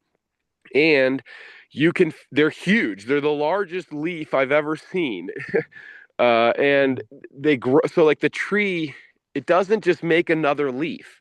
The leaf just keeps growing. It just keeps getting big. It starts out small, but it doesn't just shed it and make a bigger leaf. It makes that first leaf bigger and just spreads it out. It just is amazing to watch these things grow. Now, there are many varieties of the Paulownia, and the ones that we are cultivating specifically are non-invasive. There are invasive varieties, and I have not memorized the names of those specifically, but not all Paulownia is recommended because some of them are an invasive variety. This variety that we have is not invasive, and it would need sterile soil to sprout. Well, most soil anywhere is not sterile. So we create a seed bed to sprout them into pots. And then once they're sprouted in pots, then we can go transplant them into place, and they'll do fine in any soil, but they won't necessarily sprout in any soil. So they're not considered an invasive plant, the ones we have, but there are varieties that are considered invasive, but all of them have the same amino acid values of their leaf and the potential to make a hardwood millable timber and plenty of charcoal as an annual routine of just trimming the trees. So yeah, I will still agree to send you some of these Paulownia tree seedling or the seeds. I can't send you seedlings. I don't think I survive that. But we have a bag of seeds, and the seeds are a couple years old, but I don't think that'll be an issue. But there's probably a new crop coming that we can grab some of those as well. Yeah, I truly want to celebrate receiving the seeds and then bring them down to Mamo Gardens. Okay, well, I will put a little envelope together. I have your address on the LinkedIn conversation, and I will try to do that soon and get you mailed out a little care package of seeds. And I haven't found another book, but that Jadam book that I sent you a picture of, I didn't realize it was so hard to find now. It's a shame. They should republish it. It is an incredible book for understanding how to make your own fertility. And Ken is my business partner who introduced me to the book, and he's the reason a lot of what I've already told you has come from it, like the fermenting. A lot of their process is fermenting. They're taking, if you want a different nutrient, ferment a different plant. You know, the plant that's high in that nutrient. That's where the banana peels are always my memory of, like, that's a high potassium plant. That's a high potassium nutrient. But they specifically use tomatoes for certain, like, that book lists more what I haven't memorized, which is which nutrients better for which and which plant you use for what. But he's the author is also brought up. It's a Korean author, so the book is an English translation of a Korean book. So I don't know if you can find a Korean version, but they're and essentially they ferment everything, and they you don't have to use a commercial sugar. His son actually prefers to use potatoes as the sugar, so they soak potatoes, get a high starch sugary solution, and use that instead of sugar, and then mix it with your banana peels, your tomatoes, or whatever you're fermenting. But the idea of fermenting your unwanted vegetables, food, you crush it into a container and allow it to ferment. You're generating a bacteria rich solution, which is a food of nutrients for the next level, which is the mycelium. And by getting it into charcoal, you're storing it, because otherwise, if it's just fermenting and decomposing, it is evaporating. A tree, if it allows to decompose on the ground, evaporates to carbon dioxide and methane from the termites that ate it and pooped and farted. But by making anything into biochar, it is crystallized. It cannot decompose anymore, but it does not provide any of the benefit and advantage that decomposing wood generates, which is why you aren't making soil of just purely charcoal. You're making soil that's 50% charcoal, 50% composting material, and whatever your soil base is. If you have a clay soil, the charcoal adds oxygen into an otherwise compacted, airless, clayed environment. If you have a very sandy soil, well, water runs through sand really quickly. So when you have charcoal in a sandy soil, what you end up having is water is able to stay in the charcoal, staying in suspense inside the sandy soil, whereas sand can't hold water, so the water runs right through. Sand soil dries out real fast. But if you have charcoal in there, it'll hold the water right there within the soil level, and will wick out and evaporate into the roots of the plants in the sand soil. So it can benefit any soil ultimately, but primarily what's going to be the advantage is the enrichment aspect, because the charcoal itself does not provide any enrichment. It provides the capacity to store nutrients and water. The water it can do easy and help plants immediately, but if it's sucking the nutrients out of the soil, competing with the plant, then the plant struggles to show vitality because it's missing nutrients, even if it has water. So having the charcoal pre-charged or enriched means you're going to get the benefit for the plant the same year that you put the mycelium in the ground.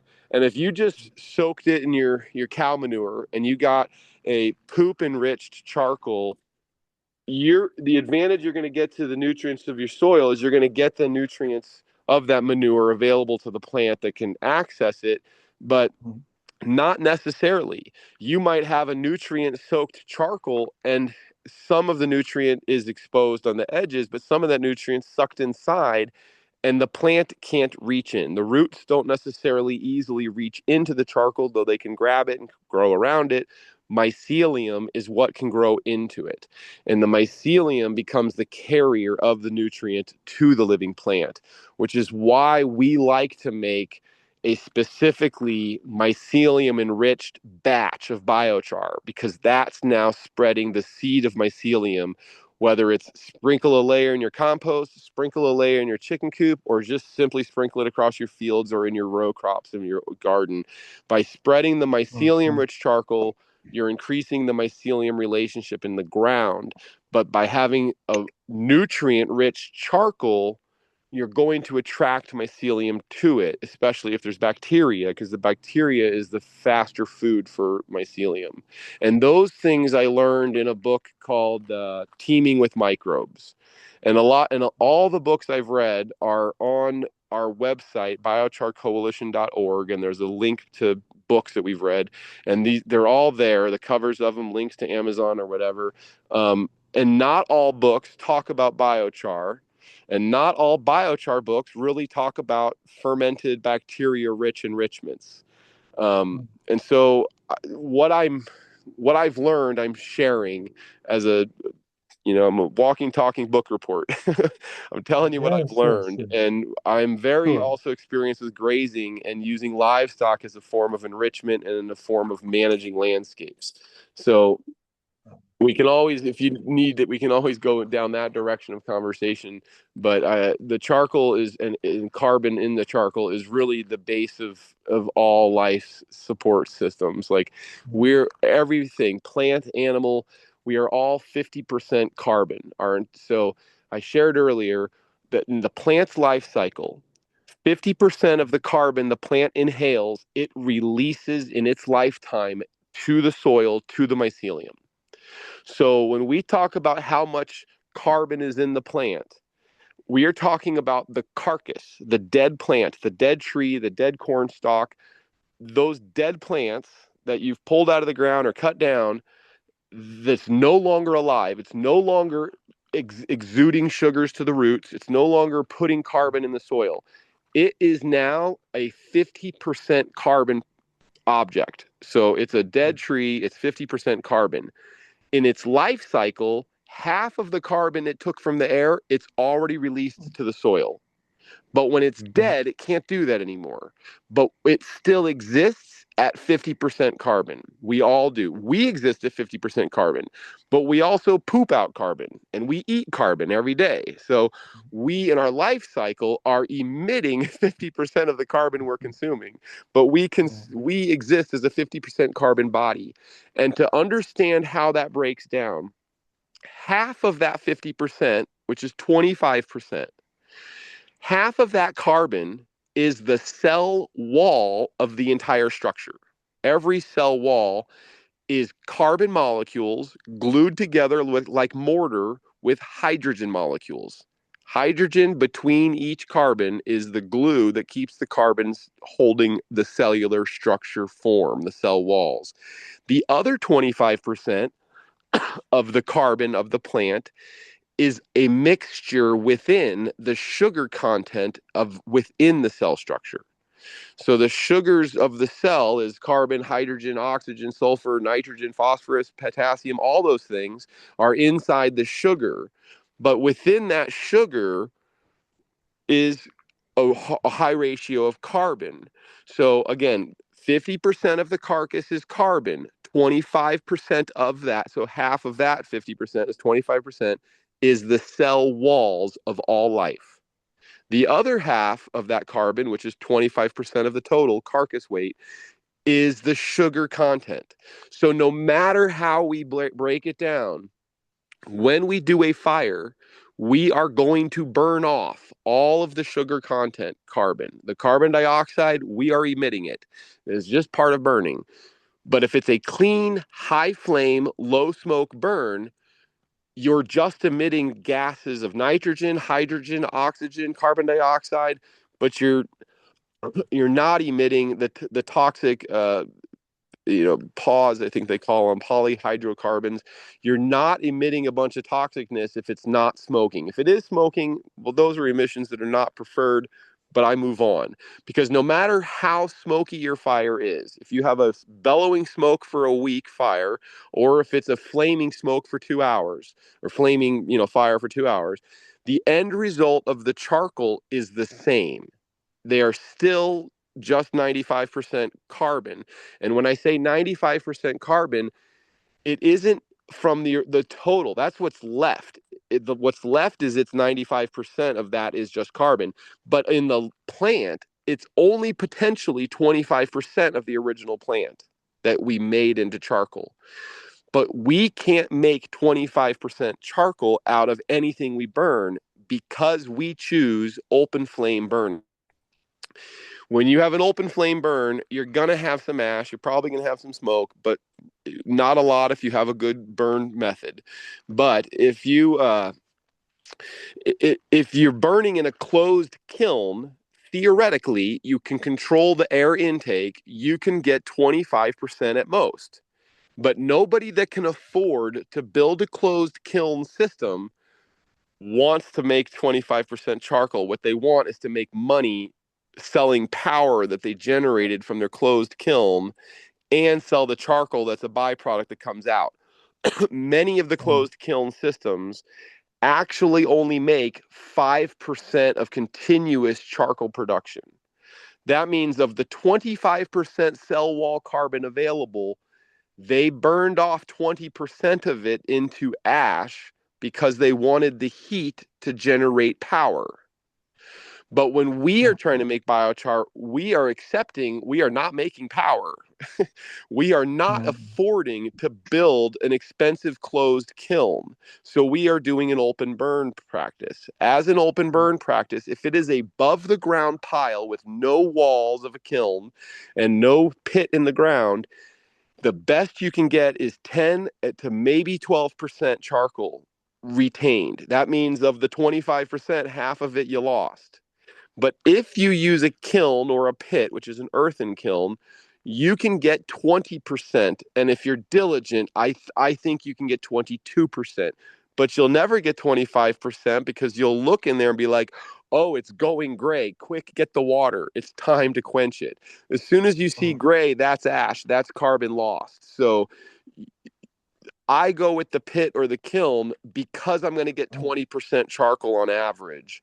And when I used to make it just above ground, and I still make it above ground in piles, depending on the circumstance, the landowner, whoever I'm trying to teach about it. If I can't convince someone to use a kiln, I would rather them make 10% charcoal with an above ground pile than to just make ash. Request, Yeah. Mr. Tabo. Yeah. It's coming in my mind that I can see you use a metal can here. Mm-hmm. What if we build a 1.5 meter high wall out of bricks and concrete Mm-hmm. above the ground? Can't it work like this can you have? Yeah, I mean, if you have a fixed location, you can make a cinder block or concrete kiln, and it's just always in that place, and you can use it. If it's if you have the capacity and it's a fixed location still, I would want one edge to be openable. So you could almost make like a 3/4 circle cinder block or concrete solid thing, and then on one side have a removable piece. It would make it easier to shovel the charcoal out of the bottom when it's done. If you can just pull back, a couple of blocks worth wall to just get an access, but you don't need a side access. You can just jump into the pit and dig it out. And as far as the size, the size becomes semi-relevant to the volume of biomass. If it's a really big kiln, it's going to be cumbersome if you're always doing small batch biochar. But if you tend to have a bunch of biomass, then a really small kiln is going to annoy you because you're going to have to use it so many times to burn up everything you have. So the steel one that I have in the photo, it's adjustable. When we buy it, it has 6 panels. And we have several of them. So we can combine them and make 8-panel size kiln, or we can reduce it down to a 4-panel size kiln. And by having that adjustability, we can go to different locations with it and size it up based on the amount of biomass available. That is Because advantageous if it's to a have a really gun. big kiln, it's silly if you're only going to burn a little bit at a time. And understanding that it shrinks to 20% is a little bit going to be of a learning curve for you to see how that comes out. Like, it took me a while, and I still couldn't, eyeball it and tell, but I can guess. But it's amazing how much reduction it does, and in a contained kiln, how much more efficient it is. You'll fill that kiln with charcoal if you have the biomass available. It looks like two of them dropped out. Did they lose service, or did I bore them?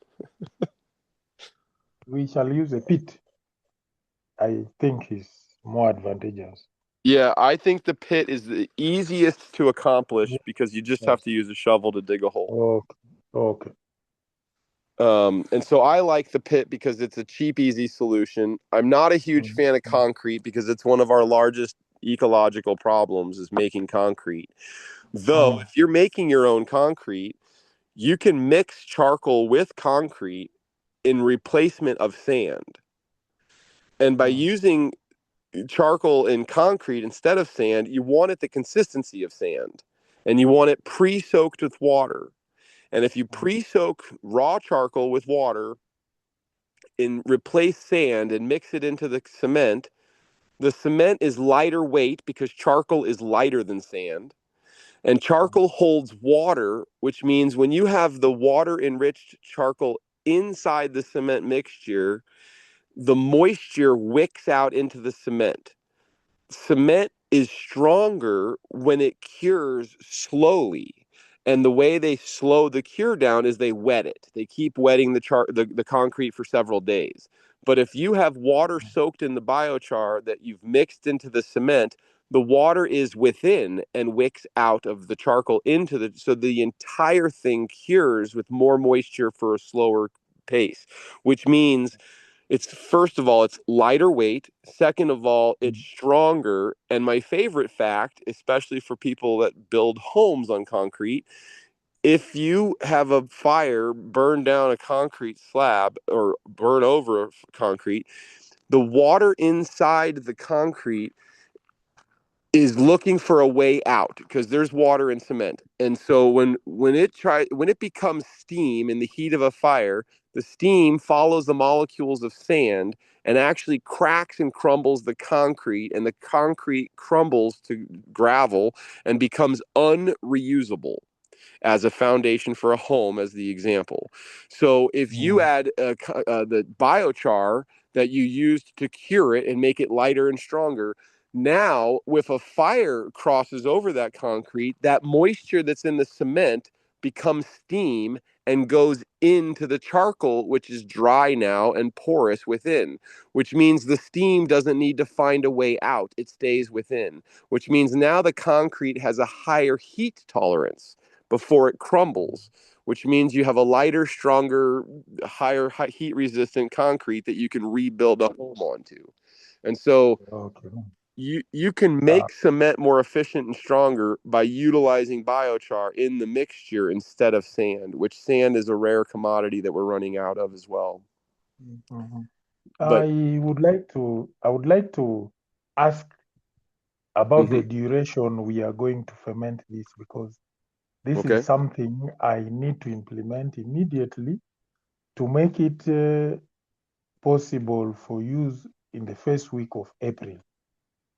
How long from the date I mix the cow dung with the charcoal and get it ready for use? It could be days to weeks. It's not crucial, the length of time.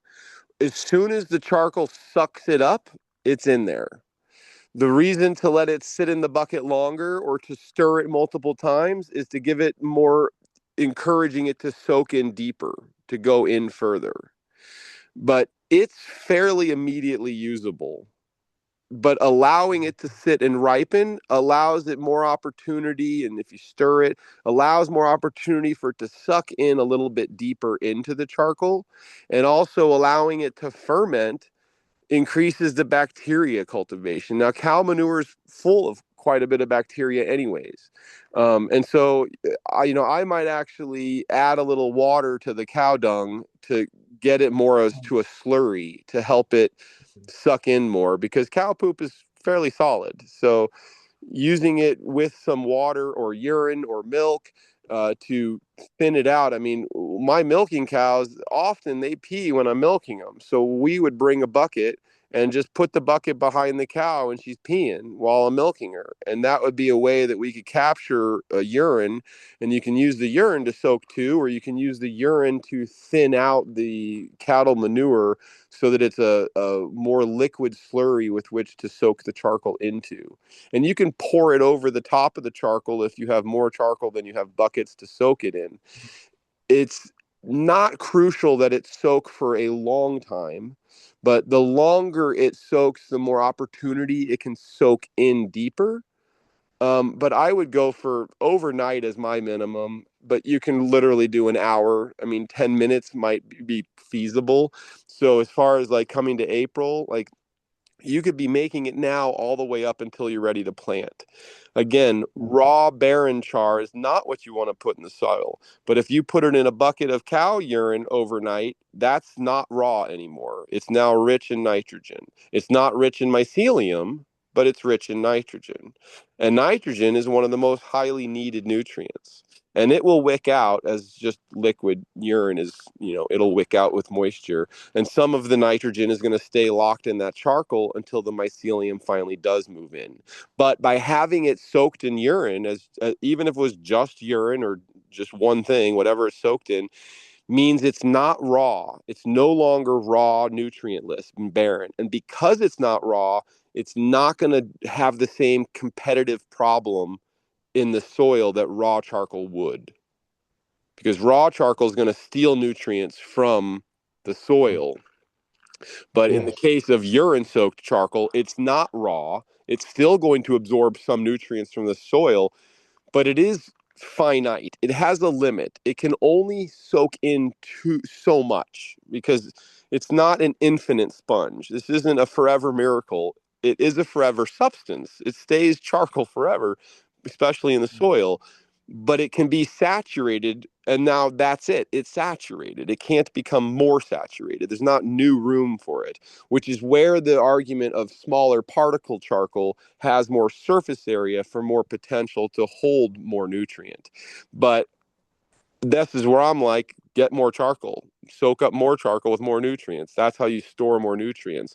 The richest soil in the world, man-made and nature-made, in both cases, is 18 inches of soil. And in that 18 inches, 50% of that was biochar. That would be 9 inches of biochar. Now, I'm not expecting anybody to add 9 inches of biochar, but if you add a half an inch of biochar or a half inch of compost a year, or even a quarter inch of biochar compost a year, if you put a quarter inch and half of its biochar, that's an eighth of an inch. You do that every year. In 8 years, you've put an inch. The soil that was 18 inches thick in biochar, well, in the Amazon forest, it was made 2,000 years ago by man. In Iowa, it was grasslands from grass fires, and it took a millennia or more to make 18 inches of biochar's worth of soil. So you don't immediately end up with 18 inches of biochar rich soil. But any soil that has biochar enriched in it is going to be better than any soil next to it without a doubt. Yes. I have some suggestion here. One, I request you to send me the recorded file of our conversation, the first one and the second one. Okay. I'm sorry, I did not know how to do the recording.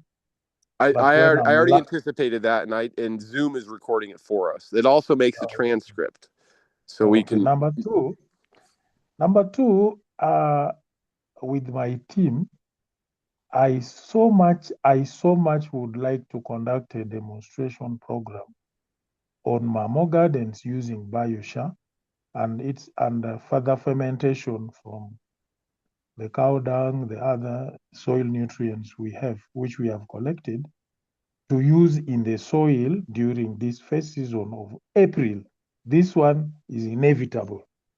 My members note very well. And then number 3, Mamo Garden has not been selfish farm.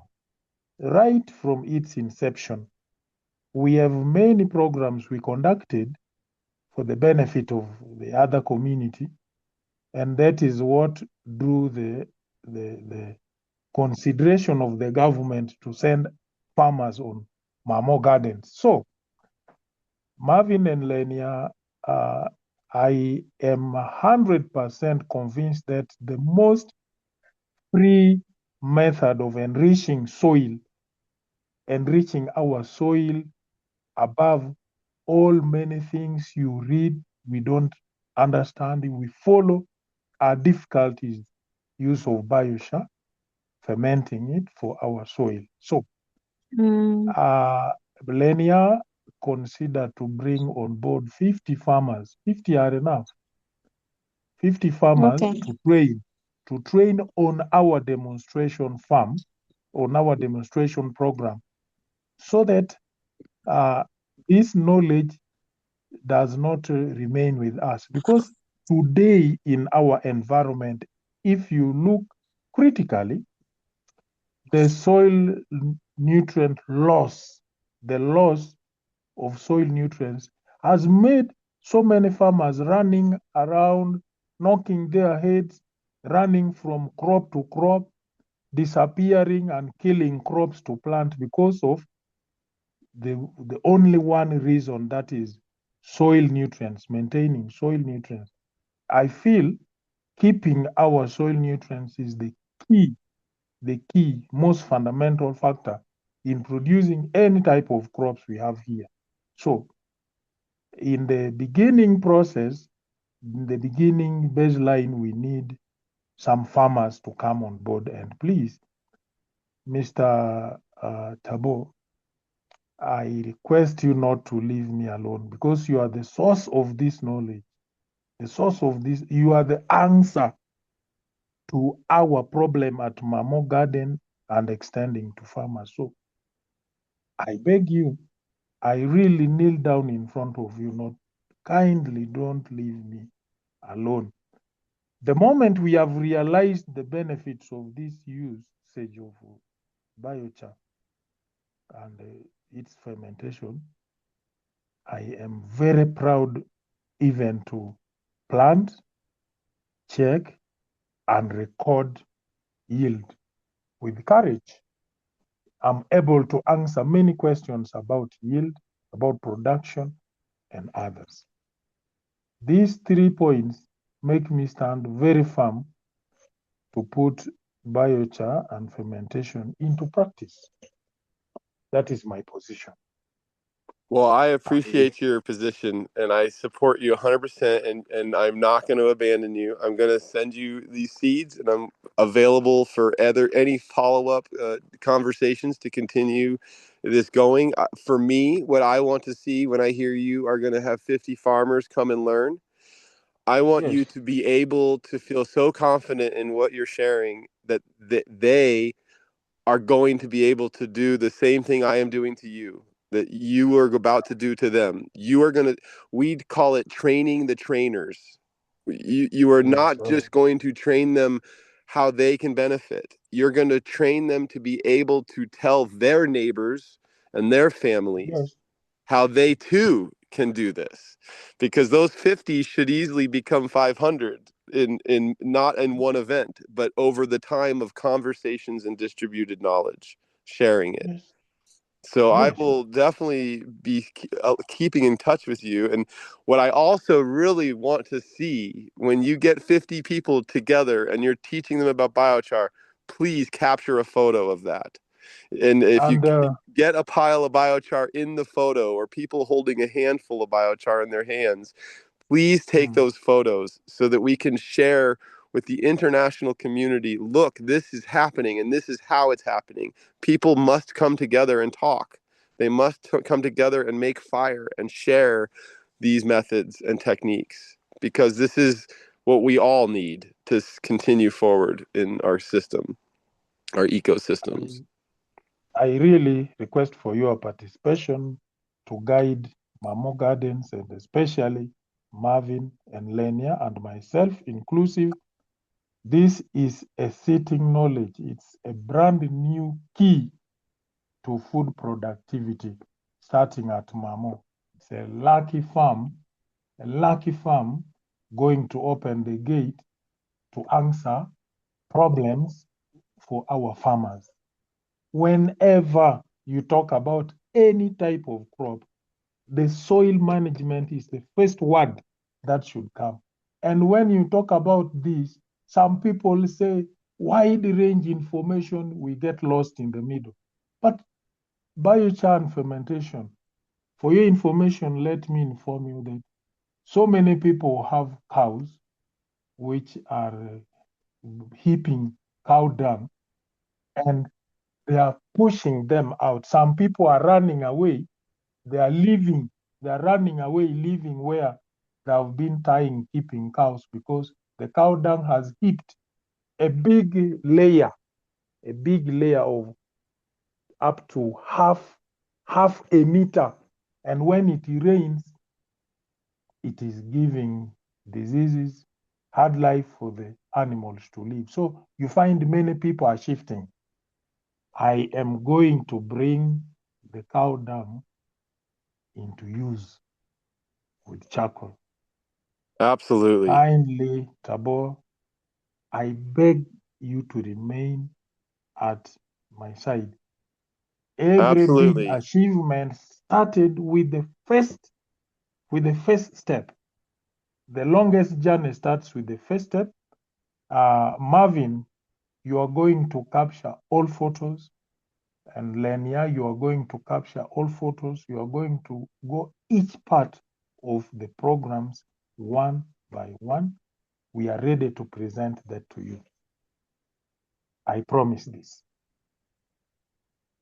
I'm excited. I'm excited I to continue to hear what you guys are doing. Please speak. I have something to ask. Yes. Uh, how can organizations like Mamo Gardens avoid common mistakes in early stages of like adopting the biochar method? How can you avoid mistakes in adopting biochar? Common mistakes in the early stages. The most common mistake is putting raw charcoal into your soil Mm. because it competes with the plant in that soil that first 2 years. And that's the most common Mm. mistake people make with charcoal is they add it raw to your cultivated gardens. Now, where you can add it raw is where those cows are living. Those cows that are making that heaps of poop, go spread the charcoal there immediately while they're there and building the poop. Just go, that's where you can go put it. Just go put it in the cow's pen where the cows are. And then when you get around to going and collecting the poop, you're collecting the charcoal with it. And Mm. a lot of people out here don't necessarily manage animals. America is spoiled and wasteful. I can't stand this place. But the people with livestock have the best use for the charcoal, and they don't even know it because when you We put it don't. there, it's going to absorb aroma. You're not going to smell the urea, the ammonia. You're not going to smell it because it's absorbed into the charcoal. So by layering it on the ground where the cattle are, you're making it a healthier environment for the cows because you're absorbing the gases that are toxic for them to inhale, and you're absorbing the nutrients that are otherwise going to run down when the rains come. And so Mm. having a quick place to put it is go put it where you're gonna go collect that manure anyways. Go bring the charcoal over there in advance of it, and once you cleaned up that, once you focused on one guy's cow pile, you shovel all his manure away. Go spread some charcoal on that soil. Right, raw charcoal is fine. Spread it on that soil because his cows are gonna still be there likely. He's not moving. He's only got so much access to space, probably. So the biggest agricultural mistake is raw charcoal in your garden crop. But raw charcoal on your landscape is fine because it's going to enrich over time. Grass will grow over raw charcoal just fine. And livestock can graze grass that grew over the charcoal. And when the livestock graze that grass that grew over the charcoal, they will poop and pee and trample it. They will be enriching it, which means the next year's grass will be potentially more lush. But if it's on the surface, it's not in the root zone where it's competing with the plant. So a layer of charcoal on the surface does not compete with the roots of the plant.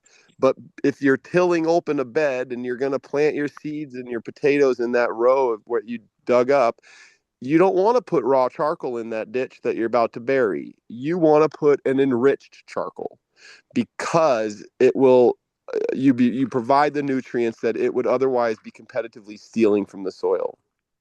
So that would be the biggest mistake I've seen as far as use of it. The other mistake is in making it. If you don't have a pit or a kiln of some sort, it's recommended with an above ground pile to get the 10% to 12% charcoal. If you ignite the pile at the top, the flame that sits at the top will consume any smoke that develops at the bottom of the pile as the pile begins to get to full combustion. Once the pile is in full combustion, it's a hot blaze. You're standing back out of the way. The second mistake people make, because if you light the pile at the bottom, it'll bellow smoke for hours, if not days, to try to get the fire to burn. But if you ignite it at the top, put your kindling at the top, that flame at the top will consume the smoke and have a cleaner burn. Now, the second mistake people make is when it's the peak blaze has gone, and now it's approachable. You got a few sticks that are burning. The next mistake people choose to do is they add more wood to the pile. When you add more wood to the pile, the wood is cold, it's not been preheated by the blaze, and it takes a minute to get to hot. So what it does is it bellows smoke.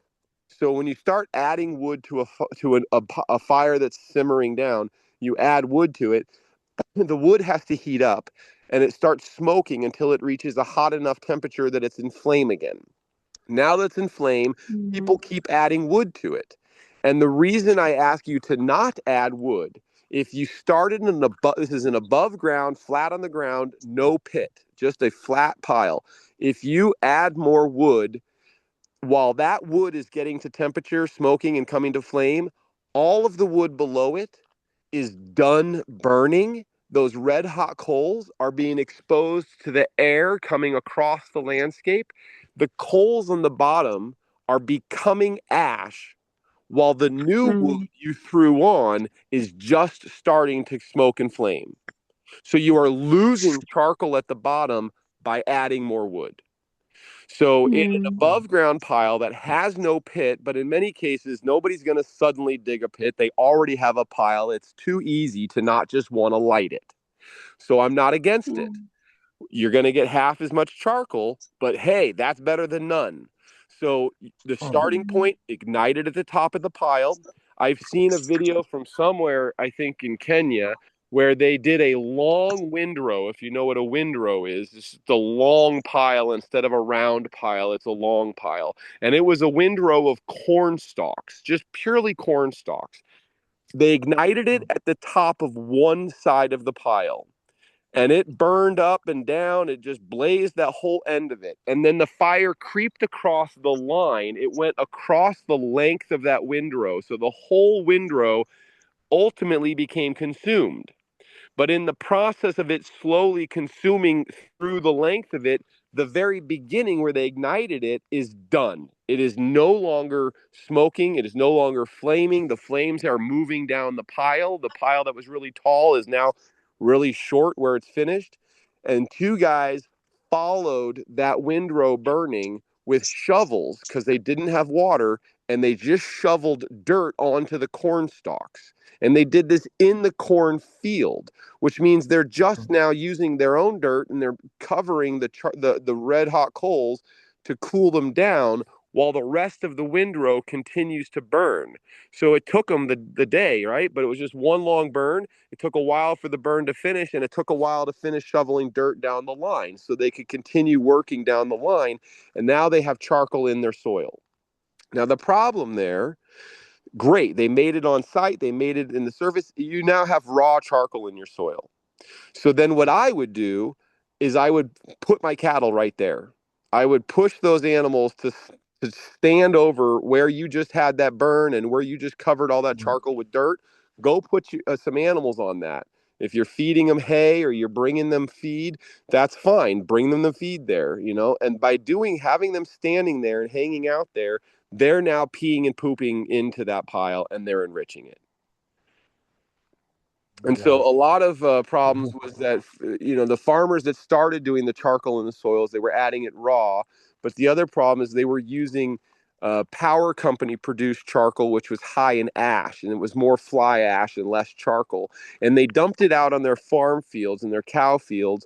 And what they found is the cows don't want to go over to those spots. Those spots are now dead. Nothing is growing there. So the farmer regrets dumping the fly ash, which was sold to them as charcoal from a power company, and they regretted it because the cow's not going to go stand there because there's nothing to eat there.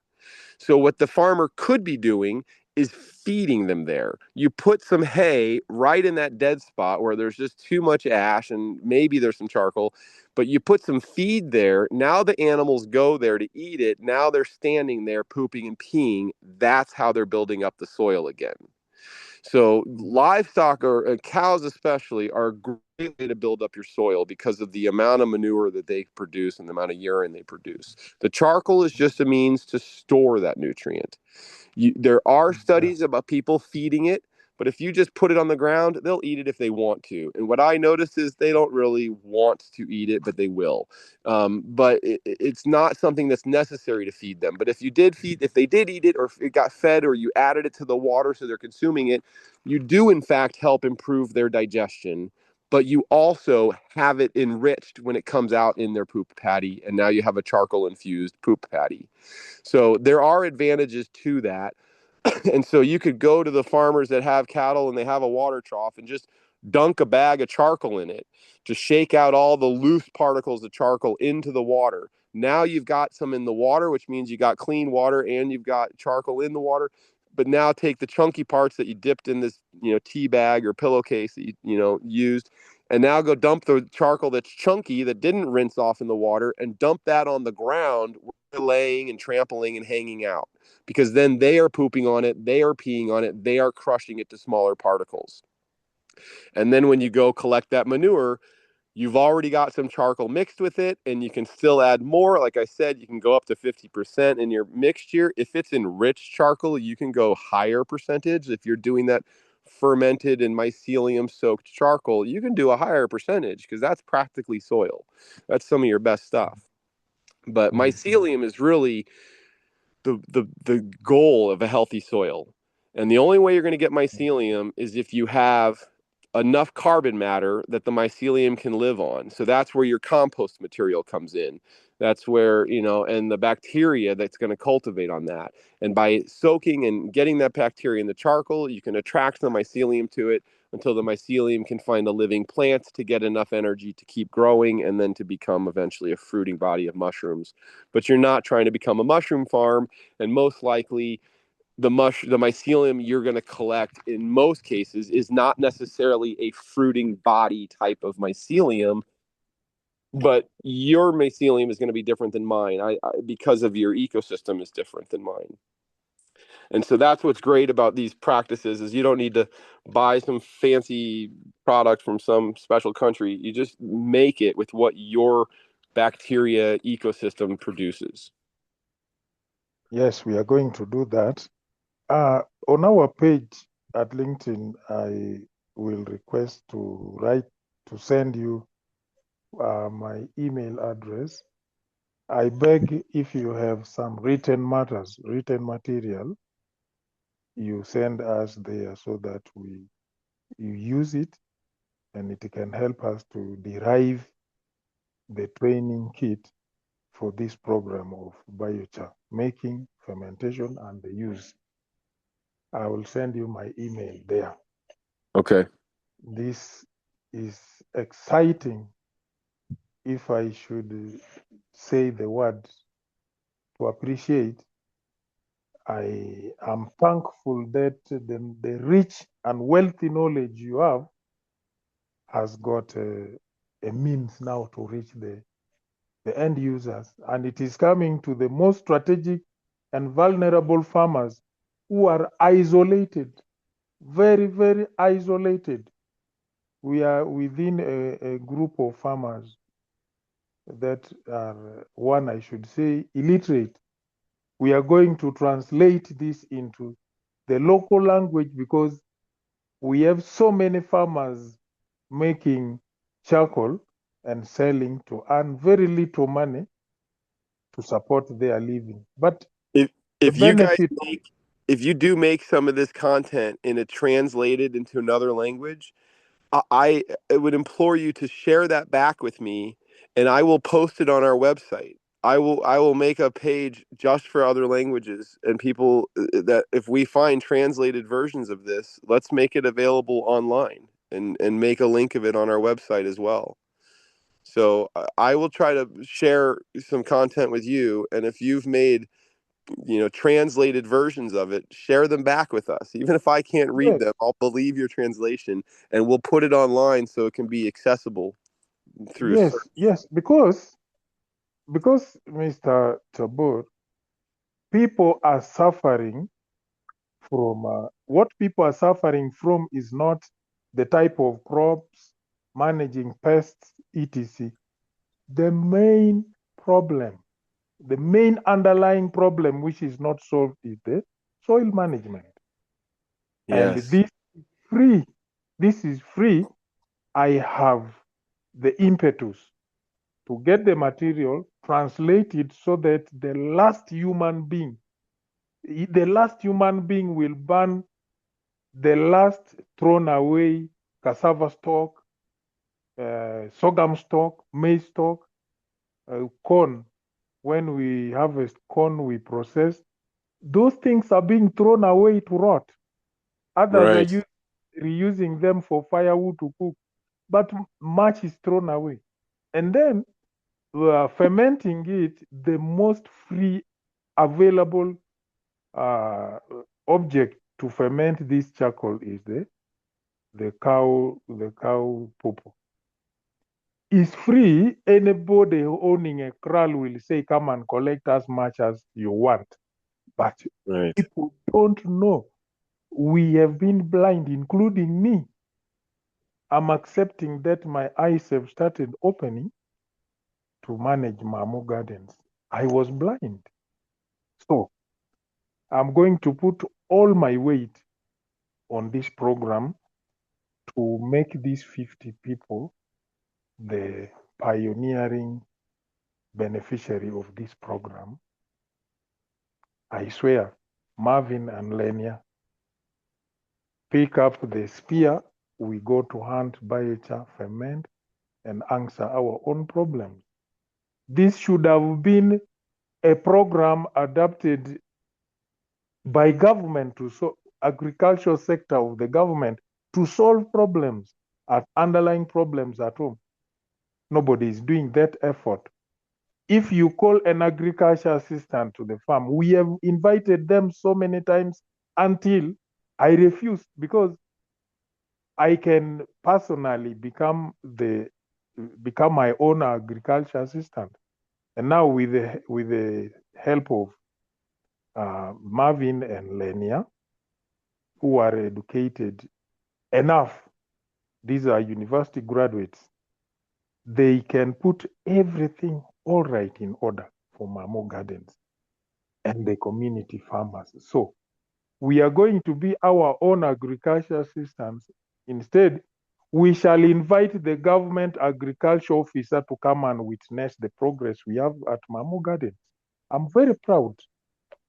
This alone makes me rich in mind and now rich on the project. Our soil is no longer going to be bare like other people. We are going to implement this program very seriously. So the written Honored to be a material, part of your path. I'm sending you my email. We are going to hold meetings on this, on how to start, embark on the program, and I'm ready to produce to you whatever we have done at Mamo. Kindly be there. I will arrange, if the program reaches the 50 people down, I will request you to even physically train and or even bring some other people on board to do this. We shall conduct it with the material we have, with the knowledge we are getting, and also yourself kindly come in and assist. I haven't looked into how much it would cost for me to actually come there, but I'll look into it for curious sake. I will try to look into what it would talk to get there. But virtually, I am here, and Virtually, yeah. I will Virtually, we definitely stay start. connected with you. I won't abandon Yes. you. I want to hear your progress. I want to see your progress. I'm Yes, excited virtually. for your excitement. It's Yes, this is virtually. yeah. Virtually, you will. I will arrange, so I can arrange, because we have audio systems which speak, and then virtually we can bring you on board to train Absolutely. at our project, at our site, in Yeah, our and place. it seems like the time zone works fine for you to do a morning activity, and I'll be able to do it in the evening when my day is done, so I can completely Okay. focus on you. So if All you right. want to do a classroom experience where I'm a guest on the computer screen, I'm happy to be a part of it. And Millennia and Marvin, kindly, in this kind of sharing, it is bad to come after the meeting and say, I wish I had shared this, or I wish I had spoken this. This is the forum, the board, for you to openly speak out, inquire, ask, suggest, and bring a very satisfactory stand after a meeting. Do you have anything to share? You have anything? Both of you. Marvin does not appear to still be in the room, but Lenia is. You have questions for me, Lenia, while we're here still? Yeah, I first of all I want to appreciate Mr. Tabi for engaging with us, because many farmers have been asking me for solutions, because our soils are no longer producing the yields we want. Right. Uh, yeah, because they don't have the fertile and the nutrients the crops want for Mm. for high yields. So I am really happy for this engagement. I have some things that we are going to do at Mamo Garden, that is conducting a joint meeting together. As my director had said, we see the way forward for us to start this project, because it is a very good project that can make us to help our farmers to go to another level, not just producing food, but to do farming as a business, because in Uganda, agriculture is the backbone. So we are going to look into that. I really appreciate you, and we want to request you to continue guiding us so that we reach at the peak, at the climax of this project. That's what I can say. Absolutely. I am so honored to have Oswald have taken an interest to reach out to me. As I told him in the first meeting, he's the only person who has reached out to me so sincerely to ask me purely for knowledge. Most other emails I'll get from Nigeria or Kenya, they're always coming with this, like, can you send us money to support our cause? I don't have any money, but I have a lot of information and knowledge from experience. And when Oswald reached out to me and so sincerely said, I really hope you can share your knowledge, I was honored to be asked and answered immediately yes. And we had our first meeting at 2 hours like this one, and I have the recording. I will get a copy of them to you, both of them. I encourage you to crop it out because people don't need to listen to the full 2 hours of us talking, but you can crop out the sections of relevant information for different points, and find a way to edit it to be a usable content, and please share it between us. Anything you've accomplished, I want to see it. Anything I can come up with, I'll try to share it. You can also go to our website, biocharcoalition.org, and there we have all of our posters from previous events, and they all have paragraphs and written comments, and we have some pop down burn posters, and we try to make all of our content available somewhere on our website, including some of our slideshows. But I will upload these videos to YouTube to make it easier to share. But I encourage you to take the video and crop it. I'll send it to you as is, but I think it'll do better if we can shrink it down to bite-sized information bits, so people can really get the whole story over time instead of forcing them to sit through 4 hours of listening to us talk to each other and praise each other.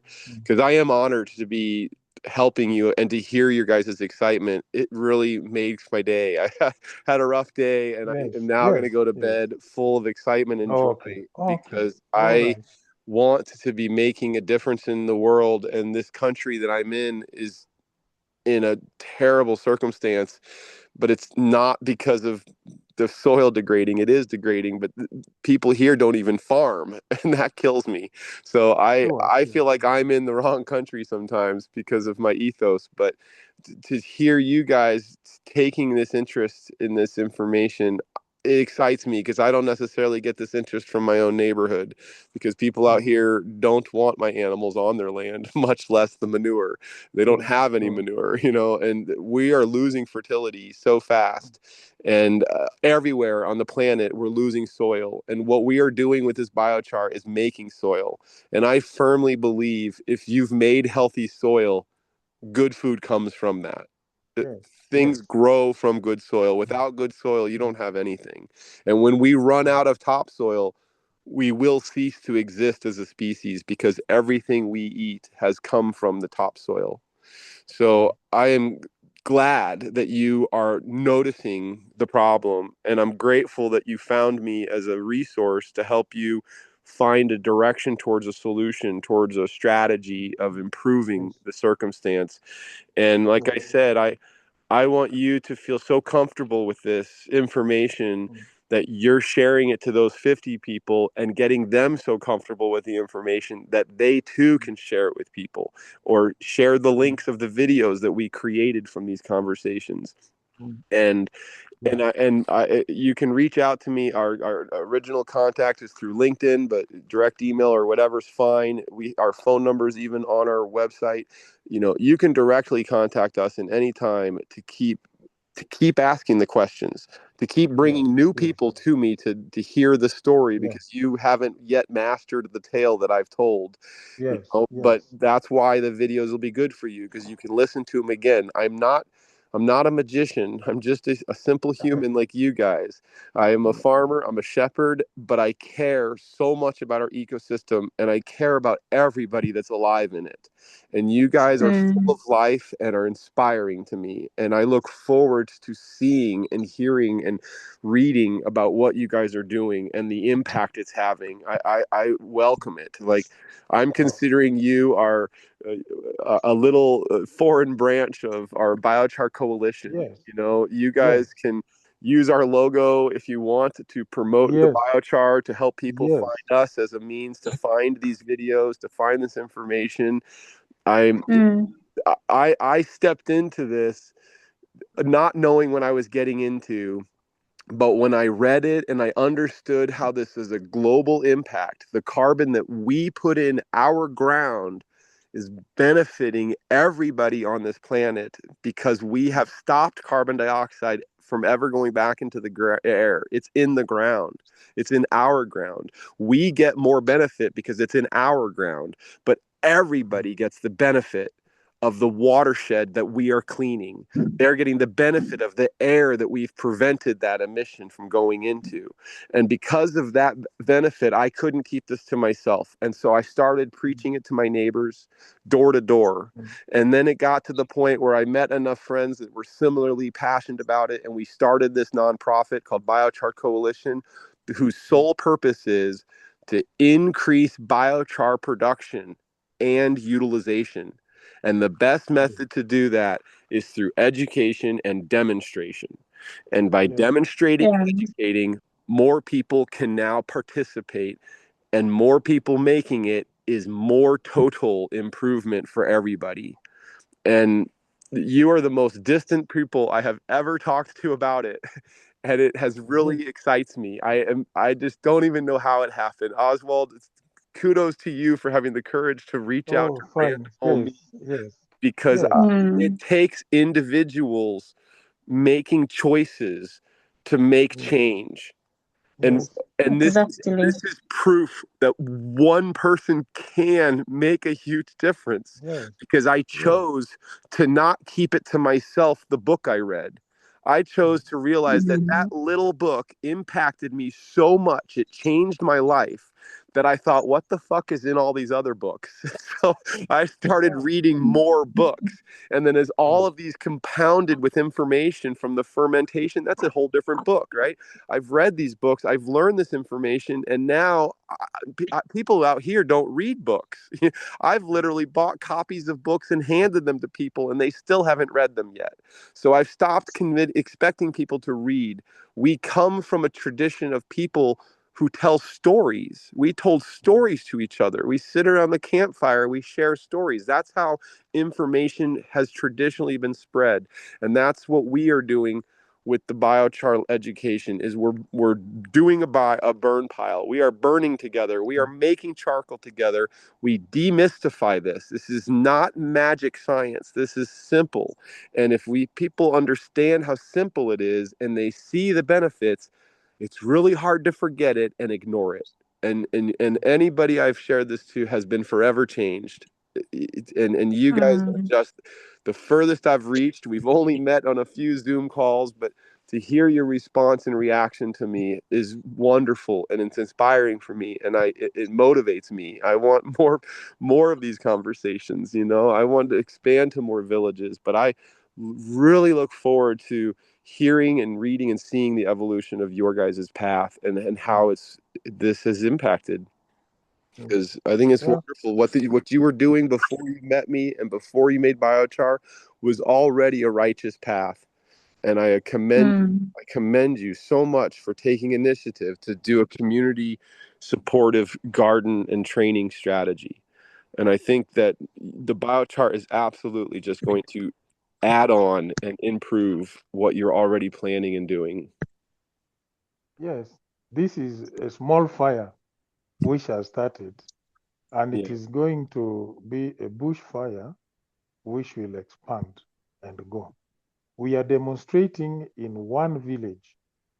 Next program, we shall expand to the sub-county, and another program we go to 2 sub-counties. Now, our area of focus has been 2 sub-counties yet, but after realizing all these benefits which people are going to see in our demonstration, this thing is going to expand where we shall not have the range to know where it has gone.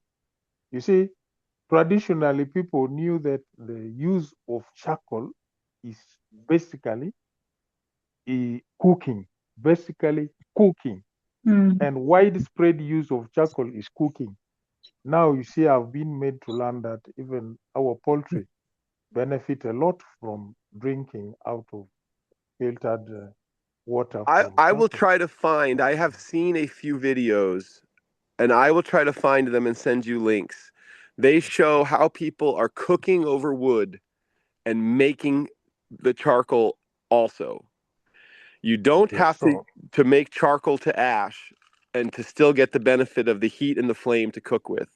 And they do it by taking they dig a square hole, and they dig a square hole down 2 feet, and then and the hole is the size of your shovel, the width of your shovel. You just dig it down, and then they filled this hole like a Lincoln log stacking, alternating the directions. They would stick corn stalk that they cut. They cut the corn stalk to the width of the hole, and they would lay them in one direction and rotate and lay in the other direction and alternate directions until the whole pile of corn stalks has filled the hole. And then they take 3 rocks and they set the 3 rocks in a triangle at the top of the hole, outside the hole, so for the surface. And then those 3 rocks are used to set your cooking pot on. So you set your cooking pot on top of the 3 rocks that are suspending the pot over this hole that's filled with simply corn stalk. And then they would light the top of that pile of corn stalks, set the pot on top of it, and walk away. They go and do their farm chores. Meanwhile, the corn stalk, top down burn, lit at the top, it's going to simmer down and it's going to cook into that pit. Because it's a pit, it's a kiln, which means it's not going to go to ash. It's going to radiate as long as it's flaming. And the heat is rising. So even when the flames are gone, even if it continues to go to ash, you've now cooked all your food and you've walked away. You just had a pot, you made a stew, you made whatever you put in there. And all the embers fell into the pit, which means they didn't get exposed to oxygen. And so you can come up there and find a pit full of charcoal that you can put some dirt on it or put some water on it. And now you have a pot full of food and you have a pot full of charcoal. And so there's another one where they just use 3 sticks in a triangle underneath the rocks with no pit. And you keep scooting the sticks in. Or if you have a pit, that's fine too. But then you keep scooting the sticks in. And like a match burns from one end to the other. Well, if you put 3 matches underneath your pot, the flame is going to move to the outside. They're going to follow the stick. So when you're cooking, you just scoot the stick in. And as you keep scooting it in, the tip of the stick is the only thing that's burning. But the 3 sticks overlapping each other keeps them in flame. And so you can, when one stick burns out, you add a new stick in. And so you have 3 sticks triangulated under the pot, constantly like a lit match flaming. And then you keep moving the sticks in and the charcoal keeps falling in the hole, and then you can ultimately quench it and still have charcoal and ended up cooking on fire. So I'm not trying to eliminate people making ash to cook. There's only so much change we can make in the world is what I've learned. But the easy one to do is to get the charcoal in the ground, poop and pee on it, or get an animal to do so, and get the benefit of that action. So I try not to get upset about the ash burning cooking because we got to cook. I'm a fan of eating cooked food. Yeah, if really people knew, the usage of charcoal with the poop and the rest and urine of animals, they would have divided the charcoal into 2. One for cooking and one for production. Now, right, and the charcoal that still has oils in it is what you want for cooking. That charcoal that's not able to take on the water. That's perfect for cooking. Yes. Now see, in my community where Mamo Gardens sits, even growing green vegetable, has vanished. You will knock your head to go to markets and find green vegetable far away when we can do this back at home. Kitchen garden for greens, for eggplants, for tomatoes. There would be food available from a very little free resource. Free. It's like handing over soil nutrients to someone and say, start planting your green vegetable. This would make our people not only eating the green vegetable, but even selling. I myself, I love green vegetable more than any other food. But to find a green vegetable takes me 10 kilometers to go and buy in the market. And it comes from Democratic Republic of Congo, where it's fertile, there is a lot of rain, etc. Now see, Mr. Tabor, it means we can grow kitchen garden at home in Mamo and in the surrounding because of soil fertility, and we can pour water on our green vegetable and we eat at home. I was So there's defeated myself. 2 points that this comment about the fresh greens, it brings 2 points to mind I want to share. One is an example of cabbage. You could grow a bunch of cabbage, but you can't eat a bunch of cabbage before it rots. So what you do is you ferment that cabbage to store it for longer use. That's sauerkraut. Sauerkraut is better to eat than raw cabbage because the fermentation pre-digests the food so that when you eat the sauerkraut, it's easier for you to absorb the nutrients of it because it's pre-broken down by the bacteria of the fermentation. So a lot of food can be stored as a fermented food. Your beets can be stored, your carrots can be stored. Almost any food can be stored in a fermentation vessel and last indefinitely as long as the mycelium hasn't taken over it. A lot of times, the very top layer of the jar that you're fermenting it in will grow a bunch of molds on it because the oxygen's there. Well, I would usually just scrape that off the surface because there's only so much of that I want to eat, but it's not harmful. You scrape it off the surface and pull out from below the surface perfectly nutrient rich food that is more digestible because it was fermented. So, although I'm a fan of the fresh greens and vegetables, you can store almost every fresh green and vegetable as a fermented food indefinitely. And you can get it to ferment by just crushing it, and the water of itself becomes its juices with which it soaks in. Now, that's one moment that has nothing to do with biochar, but is a storage of food. Another thing I want to mention about storage of fresh food and to the advantage of storing food for a market, fresh food for a market. I want to tell you about a video I've seen or an article I read that was another African village that created a cooler, a walk-in cooler that stores their produce in preparation for the market. And then the cart that they take to the market, they made a cooler on the cart. And the cooler is made with biochar. What they did is they made a building and they had an earthen footing so that, earth and rock to make the footing of the building to get up a foot or two. And then the walls of the building are chicken wire, just a simple wire. And the chicken wire is two sides, an inside wall and an outside wall of this chicken wire. And the wall, in my memory, it looked to be at least 2 feet thick.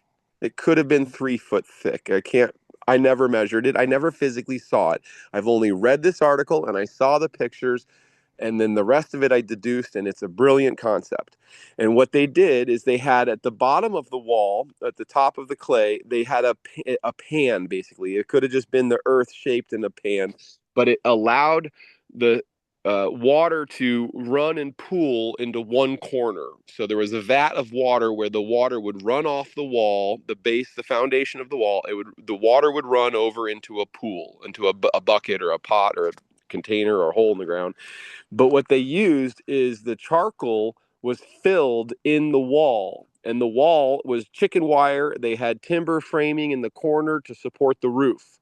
So they had a roof that was solid, but the walls were chicken wire filled purely with just chunky biochar. And then they would run a hose over the top of the wall that dripped water through the charcoal.